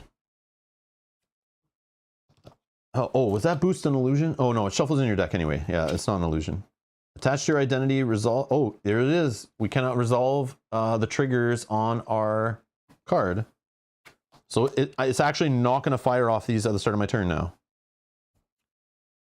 Attached to Mysterio. Masterful Mirage again. Force to interrupt when you would deal any amount of damage. So we got to remember this is there. Which is kind of good. Our stuff's not firing off right now, because then we can do like a ping damage. We'll discard 4 cards off top of our deck and then discard this. Fun. Okay, so at the start of our turn, we can't trigger this, right? Based on this. So none of these will fire off. Weird.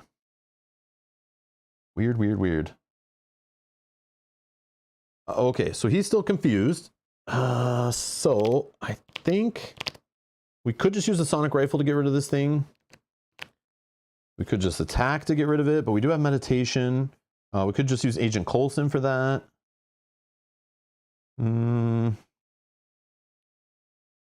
Yeah, maybe we save Agent Coulson for that. Oh, but this is a hero action here. Okay, so we're going to do it this way. How do we do this? Save that for after.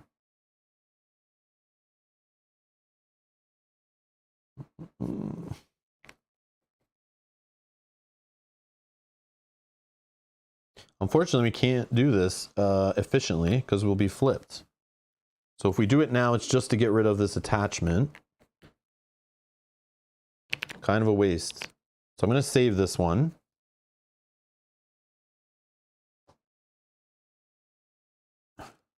Oh, I see. We're not going to be able to draw 2 cards either. Alter Ego action, discard 1 identity-specific card at random from your hand. Okay, I can do that. So let's flip. Or should we... Yeah, let's just flip. Okay, I have 2 cards at random, 1 identity-specific card. We'll do odds and evens. Even, so it's this one, which is a wide stance to get rid of this. Okay. Now, let's do meditation. Play Agent Coulson. Let's search for our preparation card if we can find it.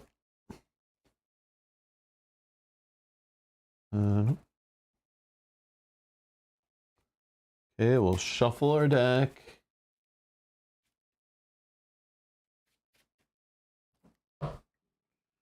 Bring this to hand. He is going to attack to just ping this off.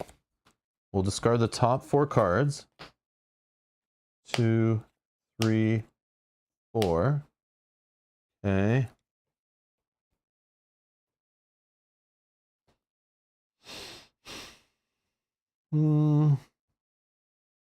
I mean, there is still the cards that will make him scheme twice. So counterintelligence might not be bad here.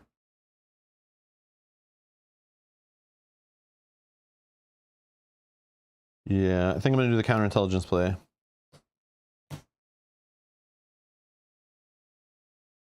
Oh, but we can draw actually. Hold on. We could instead, yeah, let's just throw away Sonic Rifle. We'll play this instead so we can draw 2 cards because we still could play it. Okay, let's do combat ready. Should we? Yeah, let's do combat ready. Let's get crazy. I should have looked though before I did this, but that's my own fault. So deal 4 damage to an enemy. Boom. Okay. So we're on the second stage. When revealed in player order, shuffle the top card of the encounter deck into each player's deck. And then he still has the same force response. Oh no, it's different force response. It's any card. Oh no, only if it has illusion trait. Oh no, hold on. After you resolve a boost card during Mysterio's activation, place that card on the bottom of your deck if it has the illusion trait. So it's not shuffle it in, it's bottom of the deck now. Okay. Yeah, that was different, right? Oh, before it was placed in your discard pile. Yeah. Never mind. Yep, I get it. And 17 hit points. 17 hit points.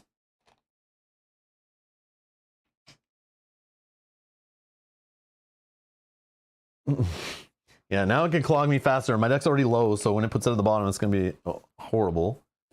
So top card of the encounter deck into each player's deck shuffle. Look away, whatever. Okay.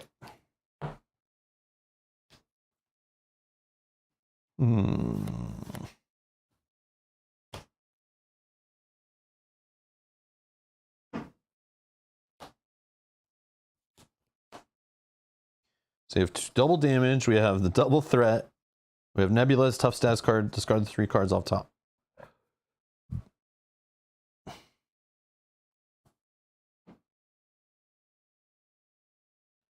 One, 2, 3, 4, 5, 6.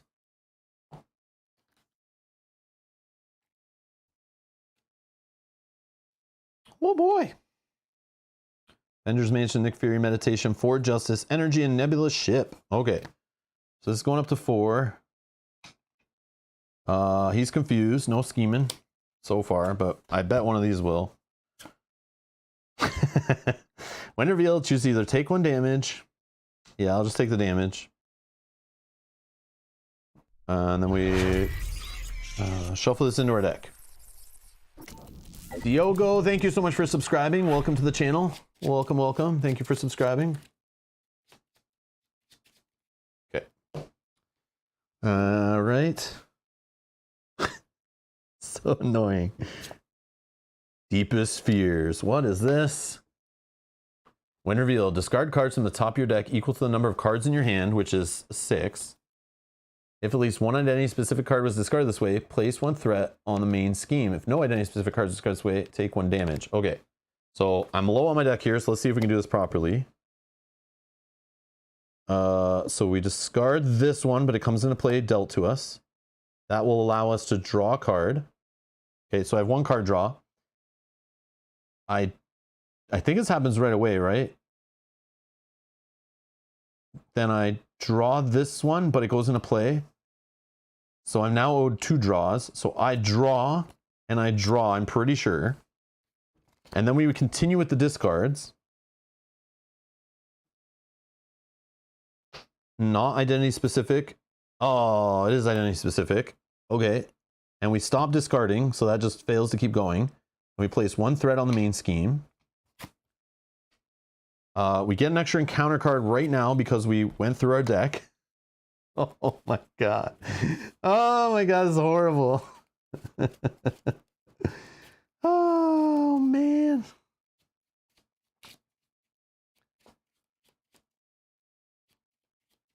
Mysterio, what are you doing to me, man? We know it's like deja vu's or 2 of them, I think. Okay, let's do it. Yep.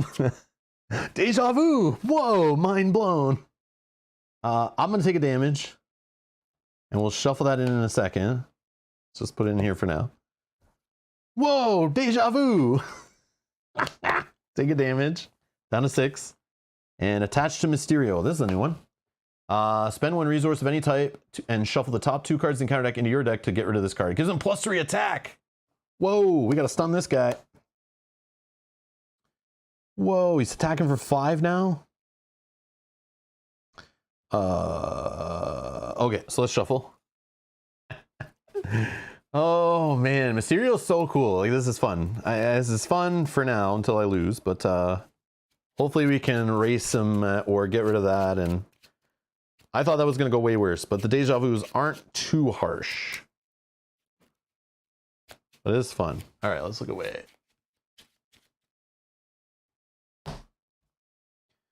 Okay, let's play some stuff here.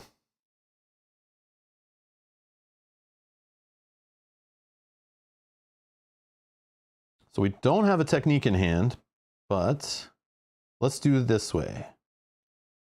Let's go like this.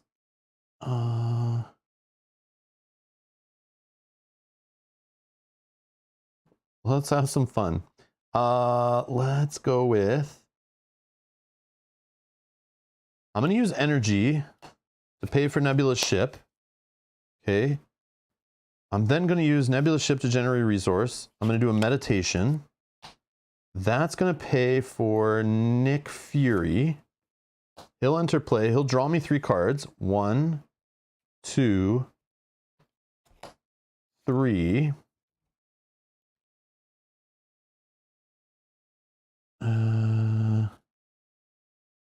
Oh, we got a technique. Okay, perfect. Then I'm going to 1, 2, 3, 4. Okay, 4 resources. We're gonna do Avengers Mansion. You know, this is what you have to do late game, is set up, right? That's when you play these cards. We're gonna draw 1. Then we're gonna play, we can't play that till hero form. So let's play combat ready. Hold on. Techniques. 1, 2, 3, 4, 5, 6, 7. There's an 8th one in the deck. What is it? It is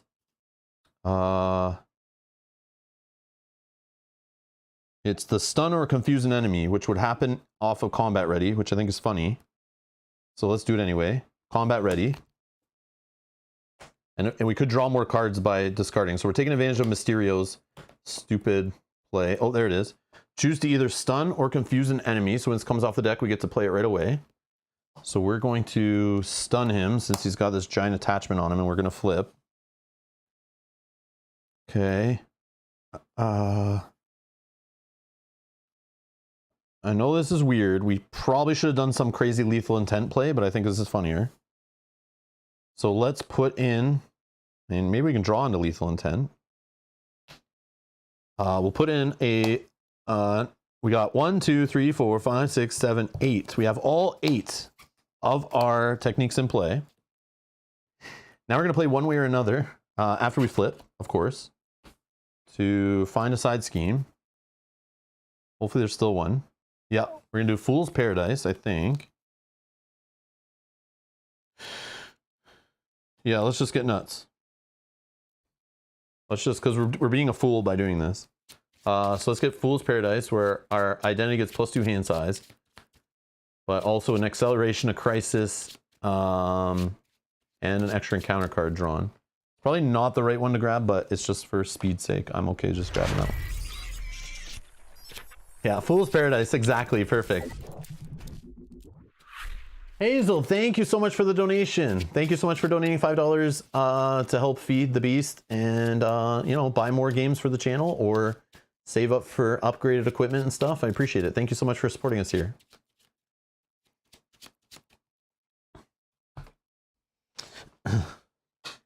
Keep the streams rolling. Thank you so much. Okay. So then we draw 3 cards after playing one way or another.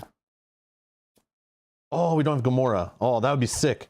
Daughter of Thanos, if we had Gamora in play, draw again. We did get Lethal Intense, which I thought might have happened. I thought we'd get one because our deck was low and we only saw one so far. So that worked out, actually. Okay. So then, let's Lethal Intent for 2. We'll just spend these for 2 resources. Okay, to fire off. I mean, we could just remove the threat and get rid of that. Or we just hit him. I think we just hit him for 8, right? 6, 7, 8. So he's down to 9.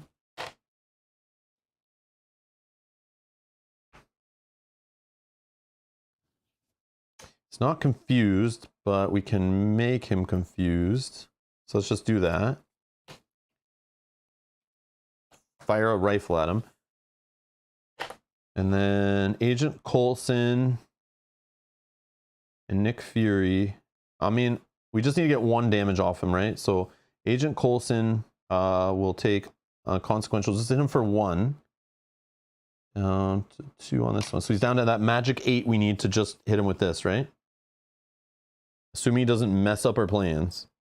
And then Nick Fury is going to just remove 2 threat from here.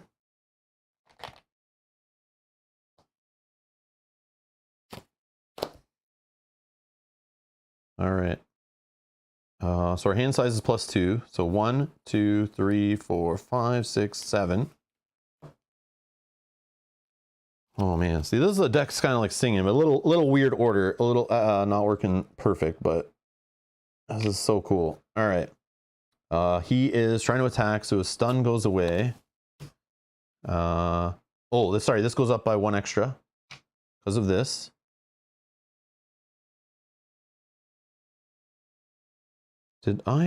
She ignores Crisis, but did I forget one of her cool abilities? Probably. No, we're okay. None of the other ones mattered, I don't think. So we ignore the Crisis there. So I could have removed from there, that was fine. Now we're doing 2 more encounter cards because of the icon on there.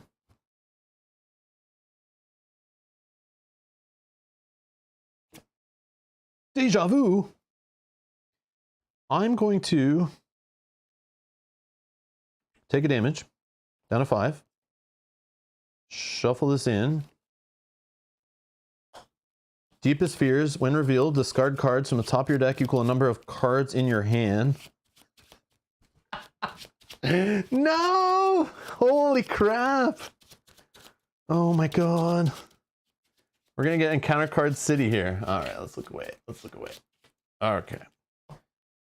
So cards from our hand. We have 7. Thank you to this giving us more cards in hand.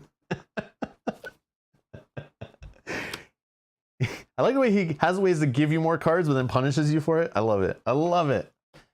Alright, discard cards from the top of your deck equal a number of cards in your hand.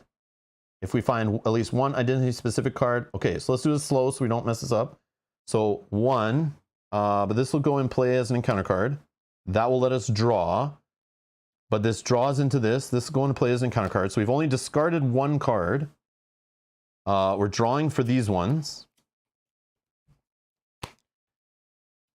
2, 3, 4, 5. No specific card. And it'll stop once the deck empties. I get myself an extra encounter card for my deck running out. And this will do, it says, oh, what's that on the card? It says, If no identity specific card was discarded this way, take 1 damage. So I'm down to 4. What the hell? All right. That was a thing. Like, what the hell's going on?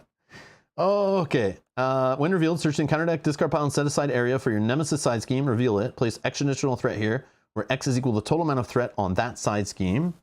So starting at 1 for sure. And this is 2 more, so this will go to a 3. This comes into play at a 2. And now this is giving Gamora, she's not around, extra attack and piercing, but it also reduces Nebula's thwart, attack, and defense by 1. This is giving boost cards extra, we don't need to worry about that. Deja vu! Oh man. We'll just take a damage. Shuffle, shuffle, shuffle that into our... Oh no, sorry, we have our deck now, right? That would have shuffled. Yeah, I should shuffle. Okay. Deja vu! Yeah, let's take a damage, down to 2. This is... Alright. Oh, the villain schemes. That's why I was trying not to take, put threat there, because I didn't want him to scheme it. And he's going to get extra boost. Oh, but he's confused! He's confused! Nice! I was worried because the extra boost icons. But yeah, he's not even going to get one because he was confused. Woo! Alright, Nick Fury, you're gone, buddy. Oh, this is awesome. Man, Mysterio's awesome. I gotta look away. Gotta look away. Alright, let's just go with that. Start of our turn. We gotta do this very carefully, right? No, I'm just kidding. But we will... So just for fun, so this will choose to either stun or confuse an enemy. We'll just stun him. We have give Nebula a tough status card. This is like the ultimate setup. We could look at the top 3 cards of the deck twice. So we could like look, you know, when you have these kind of blow up turns, of course the game's going to end right here.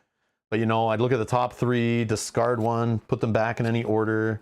Look at the 3 again, you know, discard 1, put them back in any order, whatever. And then I could remove 3 threat from a side scheme, or from a scheme, 3 threat from a scheme, for example. And then deal 4 damage, deal 4 damage.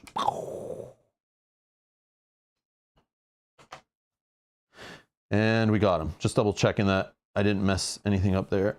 I don't think. But yeah, so like she can have like crazy turns like that. That's not the first time I've had it where all of them are in play. I have seen it before. If you get the free one that brings into play, sometimes I have them all and I'm able to afford to get them in. If I have Helicarrier plus her ship, I'm able to play them and like stay in Alter Ego a couple turns in a row. Sometimes you can just get the luck that they, you know, I have like 6 to 8 of them in play, and then you can get like sometimes a crazy turn with the intent card or whatever. This one, Lethal Intent. It's so fun to try to like line that up. Oh, like when it fires, it's just like, yeah, Nebula becomes my favorite hero in those moments. But yeah, that's super fun. Like super fun. Nebula is just like pure fun. And like, I don't even know if I'm playing with like the best version of her, right? You guys are probably gonna say no right away, but I'm assuming Justice is a good play because she's kind of like slow, right? But again, you could probably play her with aggression and speed her fun up. But the fun is like keeping her in Alter Ego. And if you're doing that, the villain's scheming. But if you have ways of confusing more than just what's built in, which I have that in this deck with the Think Fast, right? I just find that if you're able to stall the villain and confuse them and then build up for those fun, crazy Nebula turns, yes, that makes the games longer. Don't get me wrong. Like people who just want to play Marvel Champions for 20 minutes solo, it's not for you, but you do something different than what I was doing. But like, I love when I build decks, schedule streams, I set up a solo session, even off camera. If you guys have seen my top 10 solo list from a couple years ago, it's like all games that take like 30 minutes to set up and like 4 hours to play. Like that's, you guys know that if you've been around to stream for a long time. When I do solo playthroughs, the streams are like 3 hours plus, sometimes up to like 7 hours without taking breaks because I'm a psycho sometimes. Try not to do that anymore, but I have no problem playing Justice. I have no problem playing slow heroes that aren't doing good damage output. and just slow rolling, see if I can survive the Nemesis. And I don't mind that. I think that's the most fun way to play Marvel Champions for me. When I've played like aggression heroes or heroes that can just like quickly smash, like, you know, or build up after a couple turns and then do big hits to the boss and just like rip through it. That's not my favorite way to play Marvel Champions. In multiplayer, I like doing that, but solo, I don't like to just rush through. I like to kind of like slowly play it, see if I can handle all the crap coming out, and then, you know, build up for fun turns. Which Nebula definitely can do that, and it's really cool. Really cool. But yeah, that was fun. Yeah, Nebula's just fun. That's all I have to say about that. I don't know if she's like super good for all the different villains in the game. Maybe there's builds for them all. But yeah, she's definitely fun. Stupid deja vus. Man, Mysterio's fun too. Sinister Six is cool. Venom's alright. Yeah, Mysterio's just a fun, crazy, wacky dude. I love what it does. Like the giving more cards, taking away more cards, throwing cards in, messing with your deck, discarding your whole hand and drawing back up. Like, what is this guy doing? He's just messing with you. I love it. He's a pure troll. Pure troll villain. I think that's so good. So fun. Yeah, he's a fun encounter for me, or a fun villain, or a fun scenario, or whatever you call it. Ultravioletta, nice of you to finally show up. Where have you been? How dare you be late to the stream? I would never be late to my own streams.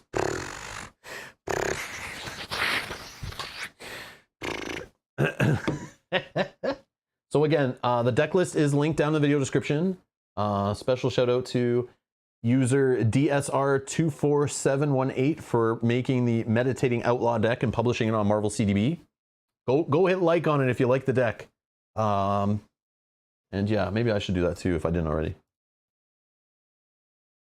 Wrong button. Yeah, like the Nemesis and Aeon's End. I forget which one that is. That gives you stuff, but then like punishes you. Like, did I like it? Was I the one that liked it already? Whoops. Let's go. Refresh. Am I not logged in anymore? Is it doing that again? Serenity now. So deck list, I just do search. And then Nebula. Date. I know it's recent. Yeah, right here. There we go. I liked it.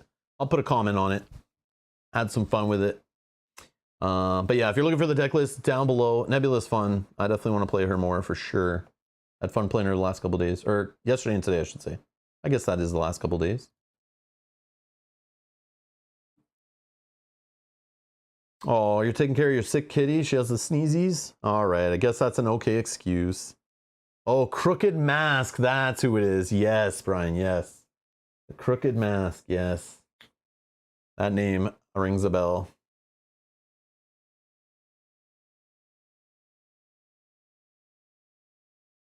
Edward says there is still at least one encounter card in your deck. We keep seeing you shuffling it.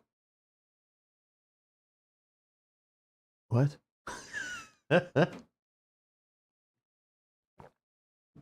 Oh, I see. I see what you're saying. I'll definitely sort it out. Oh, okay, it's not in there anymore. But before there was. I see, Edward. I see what you're saying. Yeah. There's still one more. Okay. No, I got it. Oh, it was the deja vus. Yeah. So annoying. Those cards are so annoying, but so fun. Yeah, Ultravioletta was good. Definitely a good showcase for Nebula. Even having like the first game, like poor setup. We did get her going a little bit in that game. So you can see how like, I'm not going to spoil what happened, but you can see like kind of both playthroughs kind of played. One, like Nebula really fired off. One, she didn't really, like we saw. Yeah, that's all I'll say. That's all I'll say. But it was cool to see both sides of this deck and her working. But yeah, you can have some crazy turns with her. But super fun. Like, I love the decision on that free card that like you either shuffle 2 back in or you draw a combat ready. And it's fun once you know her techniques really well, you can kind of like set it up where you're like, okay, I know there's these ones left in the deck. I can bring one into play and fire it off. But if it's not one I need really, I'll just shuffle a couple back in. And then it's like, oh, you have these in hand. Do you play one now? Do you flip first, play it, draw 2 cards, then see what happens? And then the threats or whatever, what are they called? I keep forgetting the name of the cards. Lethal Intent. Lethal Intent. Just firing off the cards like of your choice and paying whatever resources you want, like to just, you know, I want to fire off 4 damage right now, and, you know, maybe I need to stun somebody, or maybe I need to remove threat right now, or maybe I need a tough status card, like, you know, or maybe I need to look at the deck and get rid of a card, like, and set up the encounter deck a little better. That's one thing I didn't do in this stream that I was doing a little more, getting the wide stance going and being able to get rid of like some of the more horrible, like when I played the Sinister Six this morning off stream. I was able to keep grabbing the ones that brought villains into play and discarding those. So I saw less villains and I was able to wipe them out and get down to 0 villains. At least once I did it in the playthrough earlier. But it was tough trying to do that on stream, not seeing the wide stances or using them.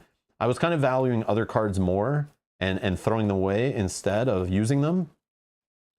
But sometimes you just see wide stances and they come into play. You throw Gamora into play, she fires one off. Then you do like a lethal intent to fire one off. Then on your next turn, one fires off. So you're able to keep like going into the discard pile and just discarding the horrible cards off the top, which is so fun. And lining up boost cards or encounter cards to not be as harmful to you, which is really neat. Really neat. Like I love messing with the encounter deck and she has that built in, which is neat.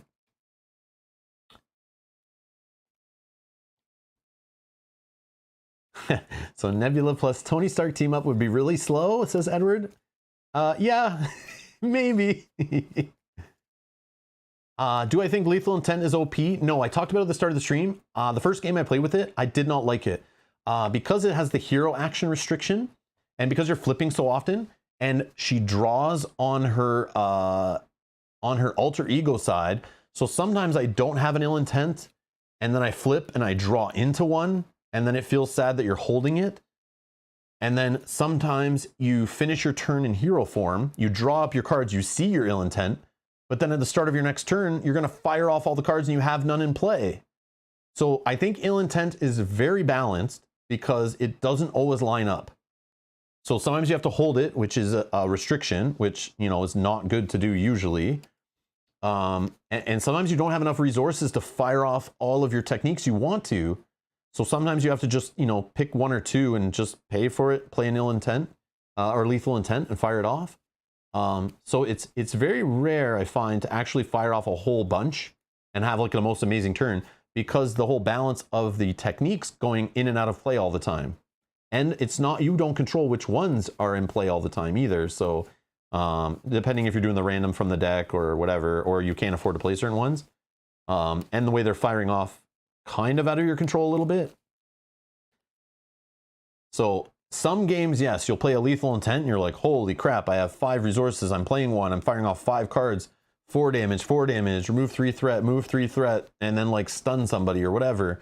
And you're just like, whoa, that's amazing. But it's like, you don't always have all those techniques perfectly in play. You don't always have the intent in your hand. You don't always have the resources to do it the best, most efficient way.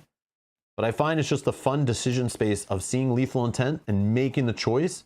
But sometimes you just see it and you're like, oh, I'm just going to throw the lethal intent away because I just fired off all my stuff and I don't have another one in hand, or, you know, I find a lot of times you're just playing it and firing off one technique and not even the greatest one you need to fire off because you just don't have the best one in play. So that's my thoughts on lethal intent after playing with it for like 6 games, 6 different games with it. But I definitely think it's awesome. And I'm sure you can build decks where you like can line it up better. I don't know what other cards and aspects that can help Nebula, like maybe get it in the hand easier, search for it, you know, grab your techniques into play easier or something. I don't know. But yeah, card draw with her, and little resource generation cards, I find just make it easier to get more techniques into play, because they're all just like 1 cost. It's weird. but get them into play and use the lethal intent a little more powerful. But yeah, that was fun. That was fun. Anyways, that's it for today's stream. We should be back tomorrow with some Star Wars Imperial Assault. If it gets delayed, it's just because something came up, and again, we rely on Kyle, but last week we couldn't play again. My daughter got COVID, so we had to delay it. I didn't want Kyle coming over, you know, because I was trying to be responsible. So yeah, so we should be playing that tomorrow. That's the next stream. Marvel Champions, we should be playing another stream with Mel and I, playing some 2-player Marvel Champions. If you're looking for more Marvel Champions on the channel, check out the playlist links down in the video description. You can see all of our last playthroughs, our campaigns, our one-off solo playthroughs, multiplayer playthroughs. They're all linked down in the video description. And thank you everyone supporting us on Patreon and on YouTube, throwing donations at us to help us buy, you know, expansion packs, other games, not have to get stuff from publishers to make content, and be able to travel to conventions and buy new equipment for the channel and be able to do this full time. I appreciate it. Thank you for the support, everybody. All the awesome names scrolling by and all the ones who've scrolled by in the past, who've supported us along the way. Thank you so much. We appreciate it. If you're looking to support the channel, you can do so. There's links down in the video description, or you can click the join button down below and join us on Discord or through Patreon at the producer level. You can join our private producer Discord and hang out with some awesome people in there. Mostly awesome people. Dan Roberts. Just kidding. Just kidding. Just kidding. But yeah, oh yeah, my daughter's fine. Yeah, she is fine.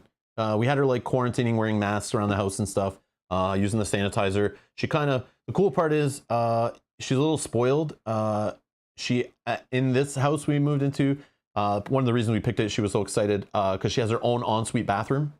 So when we looked up about how to quarantine in your house when only like one person has COVID, it was like if you can have them in a room where they have their own bathroom and kind of like keep them in there. So she pretty much spent a week off school, hidden in her room with her own bathroom, and like pretty much never came out. We would bring food to her, you know, she'd yell down if she needed something. And yeah, we would just wear masks if we ever had to go to her room or whatever. But we tried to stay away from her, so it's kind of sad, but she was a trooper.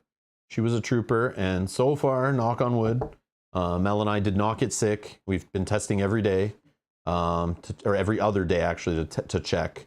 And my daughter is now testing negative, and she's going back to school tomorrow, so she feels okay. But yeah, she has 2 vaccines, so she didn't get it that hard. It was just like kind of like a mild cold. So that was good. So it definitely helped out with that for sure. But yeah, no, she's doing fine. It was just weird. It's definitely weird.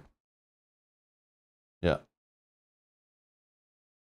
Yeah, it was pretty much teen life. And she even said that. She was just like, it's weird. I hang out in my room, you know, playing video games, chatting with friends, whatever, online and stuff. And, you know, watching whatever crazy stuff she watches, you know, teen stuff. And she was like, normally she doesn't care about staying in her room, you know, doing her own thing. But when she was told she kind of like has to stay in her room, then she kind of was like, it feels bad. Like she barely comes out already because she's a teen, and that's just how it works. But yeah, she even said that. That's funny that you mentioned that, Brian. She even said the same thing. So yeah, so it's been fun jamming things up my nose all week. It's been good times. So anyways, thank you all for watching. I'm going to get out of here. So we're back tomorrow streaming Star Wars Imperial Assault. We should be. I'll schedule another Marvel Champion stream soon. And then I got to figure out what else we're playing. There's another game I've been playing this week that I'll probably stream later in the week. So if you're looking for other streams, just hit that subscribe button, turn on notifications so you can find your way back to the channel. And yeah. Oh, Locator, hey, Locator, how's it going? My wife had COVID and we kept the whole family separated for 2 weeks. It was kind of weird. Yeah, it was weird for sure. We did the same thing. We did it it was recommended because she has 2 vaccines and we all have 3. So we're allowed to like leave the house and everything's fine. Supposedly, I didn't know that, but I went and read all about it. And she only needed to quarantine for 5 days, it says. So she's double vaxxed, and I guess the new variants and stuff, that's what they're currently recommending. But we basically avoided her for like 8 days-ish, I think now it's been. But we let her come out after 5 days, no, 6 days after she saw her first symptoms. 5 days after she's tested. And then she can come out, but she wears a mask. We wear a mask when she's around, and wash, like sanitize her hands, you know, as she comes out of her room to, you know, whatever.